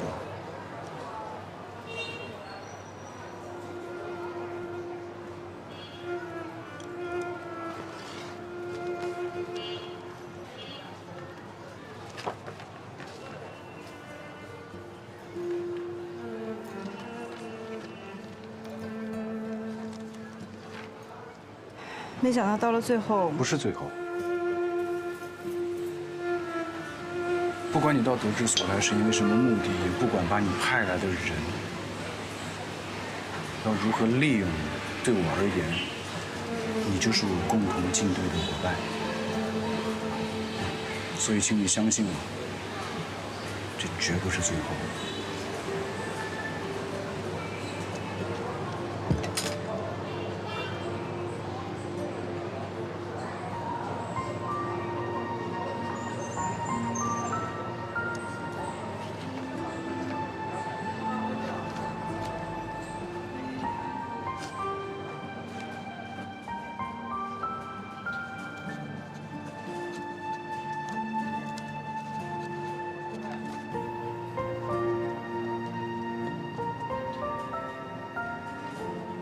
今晚的月色真美。乔律师最近是喜欢日本近代文学呢，还是单纯的欣赏夏目老师这句话呀？啥？你是随便说说的吗？不是，就前2天那个唐出来找我，他突然一下就抬头，他就说今晚的月色好美啊。你可以上网查查，没文化呢不可怕，但是别和时代太脱节。今晚月色很美啊。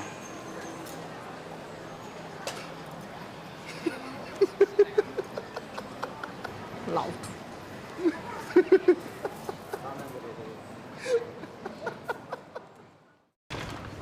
主任，律师的投诉受理通知书打印出来了。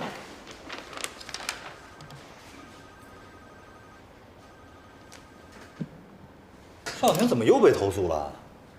芈月阁的案子？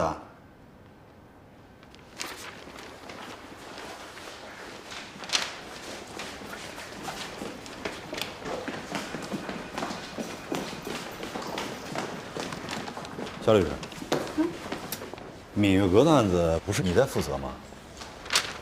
为什么乔律师被投诉了？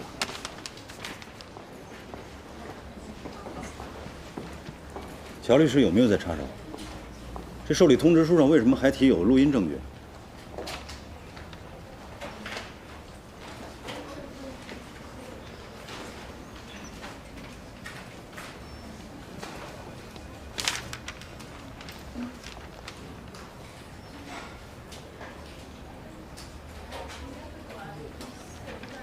还真是债多不愁还。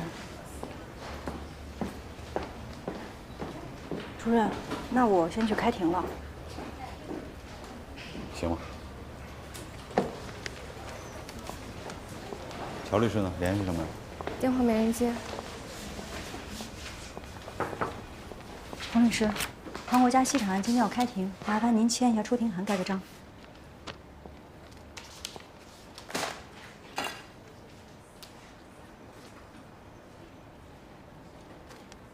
看来他还是有能力保护你，或者说，这事儿本来他也有份儿。相对公平。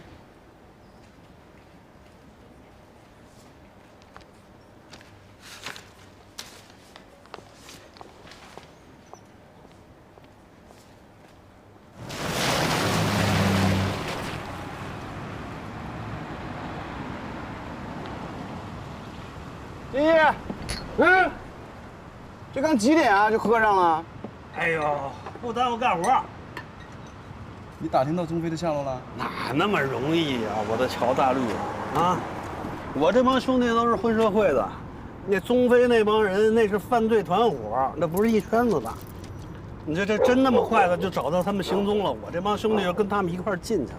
那你叫我过来干嘛？你之前不是给我看过一个叫朱红的照片，还有一个姓严的老头，严培旭，朱红的岳父，怎么了？昨天我一帮兄弟在西平港吃饭，看见个老头，感觉特别眼熟，然后就拍了张照片，你看看是这个吗？西平港，离他们家20-30公里呢，怎么跑那儿喝酒去了？后来，又来一老头，你看就去找那个老头，你看是这个吗？这不邝伟平吗？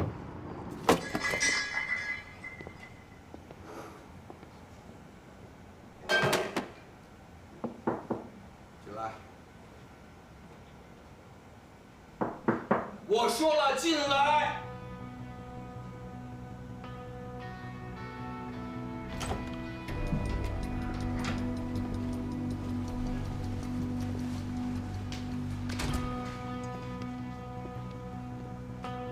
废物，邝伟这个废物。主任，往好处想啊，乔少廷这回可以说是自绝后路，在这行，他算是废了。那不好的那头呢？他身边恐怕多了一个死心塌地的同伴。无名小辈。现在问题关键在于，这件事情乔少廷是怎么提前知道的？既然孙律师有可能私下跟肖珍联系过，那乔少廷知道也就不奇怪了。什么时候联系的？怎么联系的？乔少廷和那个姓孙的见过面没有？你们谁能告诉我，昨天晚上究竟发生了什么？从现在开始，乔少廷和他那个搭档的一举一动，我随时都要知道。主任，您的意思是说？我不管你们做什么，也不管你们怎么做，都给我出去！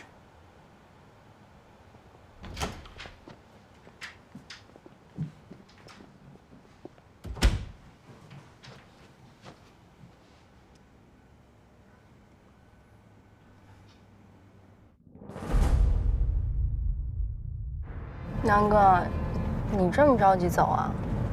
领导说了，我今天要是再不去找他汇报案子，我就可以直接述职了。他现在人在南京，让我去那儿找他。瞅这架势啊，估计我得先挨顿拳。那你干脆带我一块儿去呗。行了，你就甭废话了，踏实跟这儿待着吧。估计他们会需要你的帮助的。乔二婷、赵云成还是肖成？所有想找到朱红的人。那你说，要是朱红真的死了怎么办呀？那就找到他的尸体。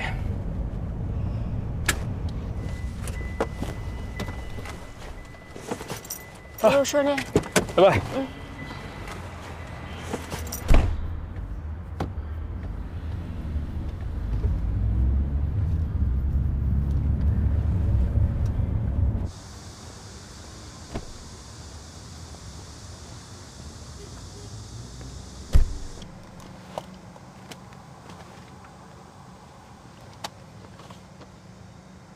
怎么了？这是？乔少廷那孙子昨天晚上发神经，把邝北平操纵闽月阁投诉肖珍的事儿迁怒于我，就把你打成这样。哎呦，要我说，少廷这人下手也太重了，差不多就得了。我看你差不多得。邝北平那时候啥反应？你什么时候见过他站起来骂人？你早就说过，要治他，还真得是少廷那样。少廷固然是怼得漂亮，可他也把邝北平给惹急了。以我对他的了解，好像也不大了解他。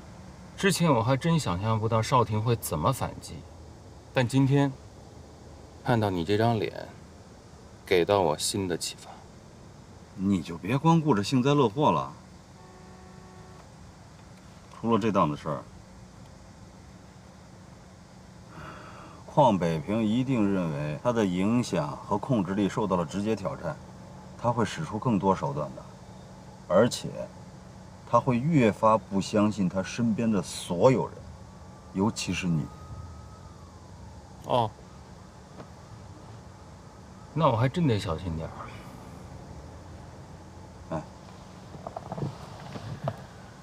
不管少廷那小子现在想干什么，你得主动帮他，要不然咱们都有危险。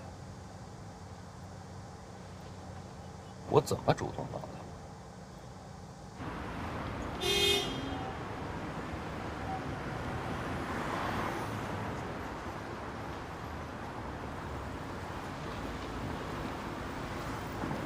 你猜的没错，他们既不愿意调解，也不愿意庭外和解。是对方不同意？所有人都不同意，他们宁愿接受诉讼带来高昂的时间成本，也不愿意各退半步。乔律师，你又被投诉了。我说呢，怎么所有的一直在给我打电话？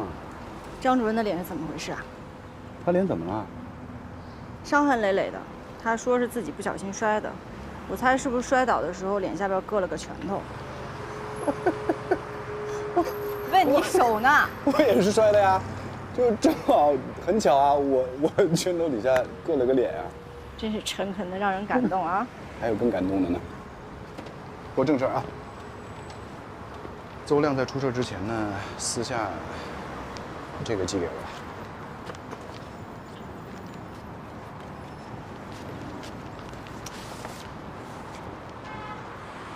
房屋抵押贷款。就在朱红失踪的第3天，严培旭呢，把他还有他女儿严秋以及他外孙朱家共同居住的房子抵押出去了，在银行申请到了200万的商业贷款，而且就在之后的1-2天，严培旭把银行各个账户里的钱全取了出来。会不会是老头讲究，替女婿还债去了？那我们就一起来证实一下，他到底是不是真的讲究。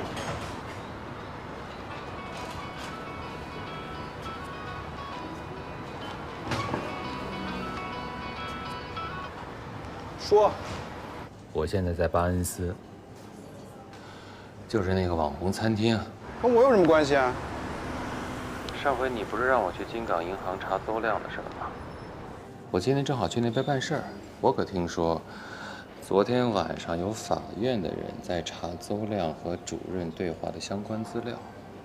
法院的人，然后呢？然后因为他们缺少手续，银行没有把这部分资料给他们。嗨，在有的时候啊，这些守规矩的司法部门不见得有什么优势。你的意思是说你拿到了？来求我。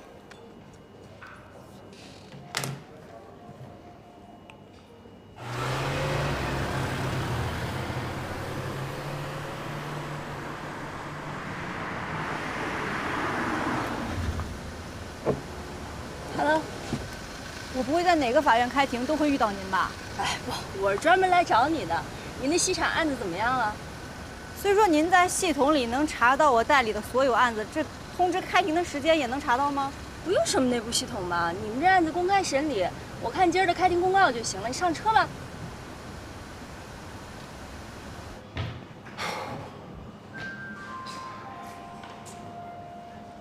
嗨。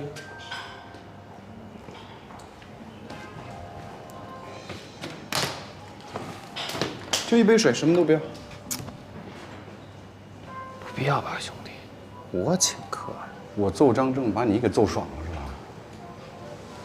你别废话，到底有什么发现？我还没听到有人求我哦。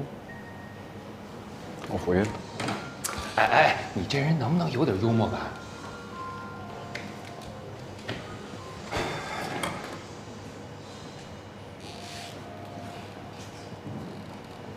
先生，您要的水。谢谢。你不是让我查邹亮和邝美萍谈话的相关资料吗？我动了点关系，调到了他们谈话当天的监控录像，还录了几段。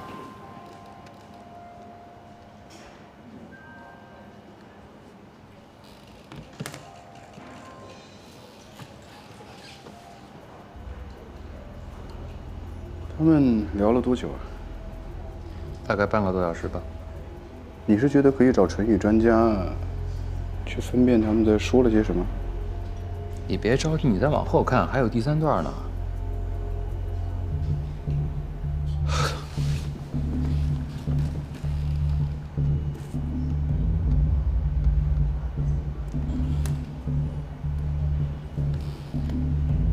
这车应该不是你同学他老婆的车吧？我又不是想查他婚内出轨的黑料。再说了，一台跑车能说明什么呀？里边坐的是男的还是女的都不一定呢。你要想通过这段不清晰的监控录像查唇语，肯定没戏。但是车牌看得清清楚楚，我通过车牌往后查到了这个车主是一个21岁的 KOL。KOL 是啥？关键意见领袖，俗称网红。那你直接说网红不就完了吗？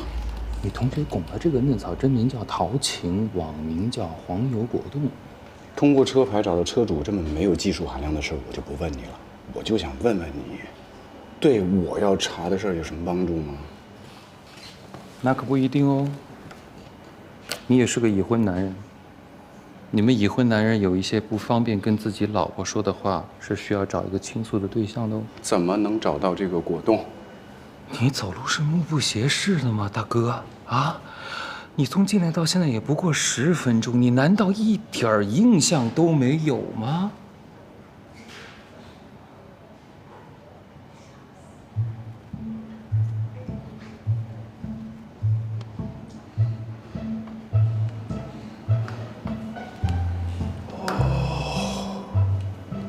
车，人。好犀利呀，东哥！谢谢。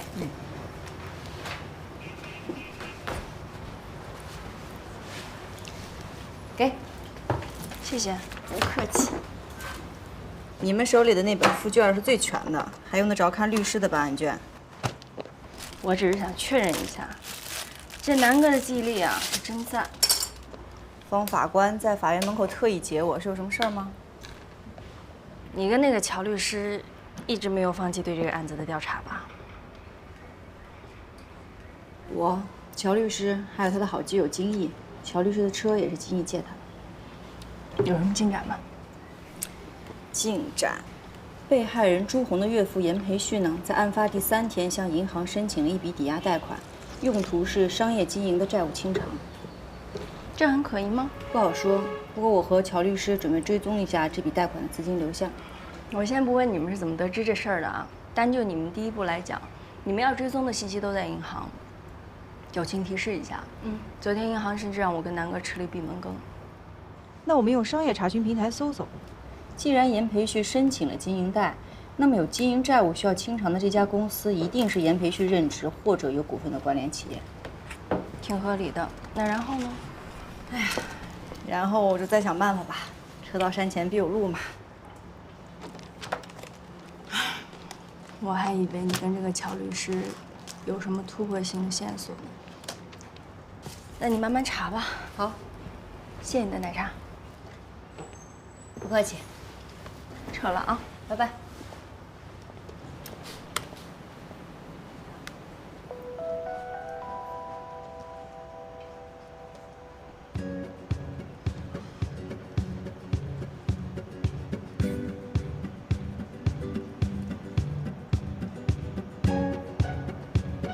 紧邻园艺。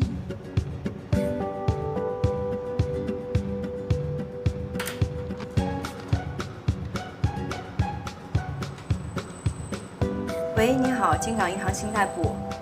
哎，咱们公司股东严培旭先生啊，在咱们这里申请了一笔抵押贷款，请问这笔贷款已经到咱们公司账户了吗？喂，你好。哦，财务出差了是吧？那麻烦您能给我一下他的电话号码吗？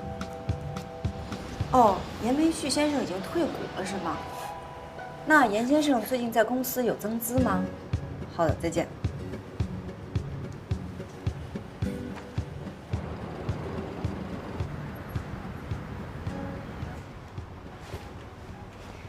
哎呀，看来我走这段时间，肖律师不像是有什么突破的样子。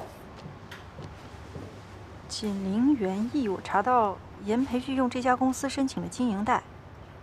主任，主任，金港银行的吴经理刚给我打电话，说最高院巡回法庭因为他们行的一个案子，打电话询问了某几天申请抵押贷款的申请人和相关事由。他也说不好有什么奇怪的地方，只是时间上正好是那个案子发生之后的1周内。把门给我叫来，还有，晚上帮我向银行预约大宗提现。哎，喂，老哥，是我，说话方便吗？主任，大宗是200万，漂亮。我这边呢也很可能有新的进展，等我结束之后我就联系你，我们一起往下跟进。好的，就这样，拜拜。乔律师那边也有新的进展，晚上我会和他再碰一下。哎，你看啊，我查了，想要结识他呢，得先关注他，然后加入粉丝团，在他直播的时候尽可能给他高额的打赏。你看，哎，这个打赏啊，还有排行榜的，只要进入了当月的打赏排行榜的前10。那我就有机会在月底的粉丝见面会结束之后呢，跟他一起吃饭。那样的话呢，我们才能跟他当面沟通，并且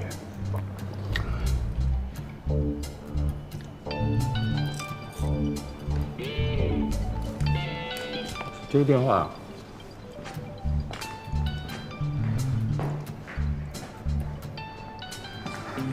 魏小律师，不管是作为金福所的合伙人，还是你的合作伙伴，我每天也很忙的，我也有很多事情要做。拜托你能什么？你怎么知道我跟他在一块儿？他都知道了，你可别吓我啊！他现在连张正都敢揍。什么事儿，陆法官？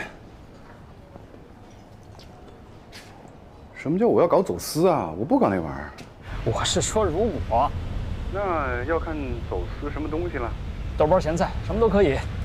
我想用什么样的运输方式呢？海运。那我要先找到一个合适的码头。怎么个合适法？你现在在哪儿啊？南京。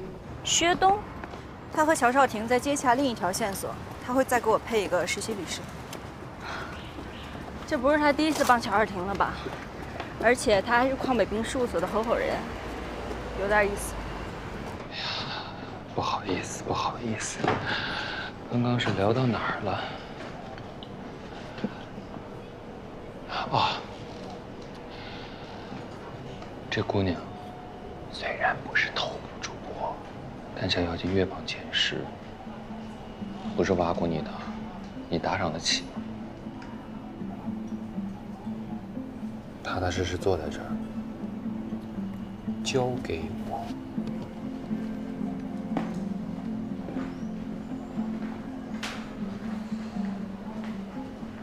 哎，美女，能坐吗？哎，这是用直播啊？对。你在播什么呢？就是聊天。虽然那天在现场听乔少廷提过一句。但我猜，他应该不是来给沈荣做辩护人的。你俩醉翁之意不在酒吧？在酒在食无所谓，也说不定顺便把沈荣的案子给接了。如果说你俩跑来会见是酒，他给沈荣做辩护是10，那么他的真正目的应该是11，也可以说是你俩的目的。你们是来跟王博、雷小坤案子的。我就是听说这姐们的手下把乔少廷给打了，他到底都犯了什么事儿啊？这姐们罪名可多了，非法拘禁、组织卖淫、故意伤害、寻衅滋事、非法经营，这还不包括有可能涉黑的部分，以及治安管理处罚法那些轻罪。现在预审正在汇总他跟他们手下的口供，看看哪些能吸收，哪些得并罚。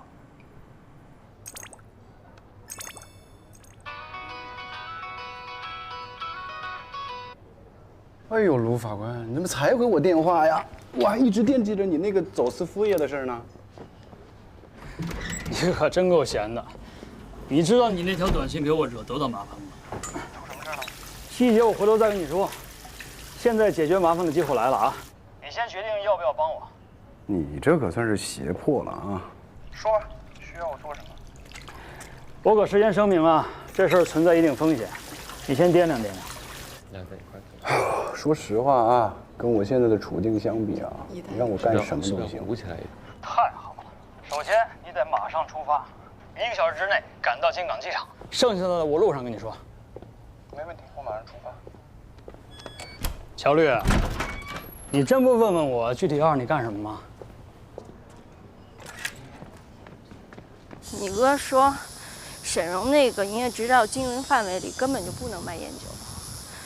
但从查账的情况来看，虽说夜总会是另有卖点吧，但他们烟酒收入还真不低。每个月都有各种土豪在他们那儿一晚上消费几十万。几十万？我听说啊，就那个3万多的 XO 能开个7、8瓶，各种威士忌、白兰地能喝个10几瓶，20多年的法国红酒，还有各种名牌香槟都是按单喝。就这收入水平，我都怀疑王伯干催收纯属是业余爱好。贫穷还是限制了我的想象。你能喝酒吗？你要请我啊？哎，不行不行，出差期间那个南哥说了不让喝酒。我是问你酒量，一般吧。反正上大学那会儿，我们班女生我不知道啊，男生没一个能喝过我的。得个起步的量，40多度的1瓶。明白了。你说这什么土豪能一晚上找10个8个你这样酒量的陪他喝酒啊？是。虽说这个沈荣嘴很严吧，但还是露出了马脚。去他那客人都太能喝了。不过话说回来，你在会见的时候，我一直在看监控，他在撒谎。你怎么知道？说我一刑警的，跑学院法庭干嘛来了？你果然是我见过胃口最好的抓谎专家。那你不赶紧抓紧给我吃好吃的去啊！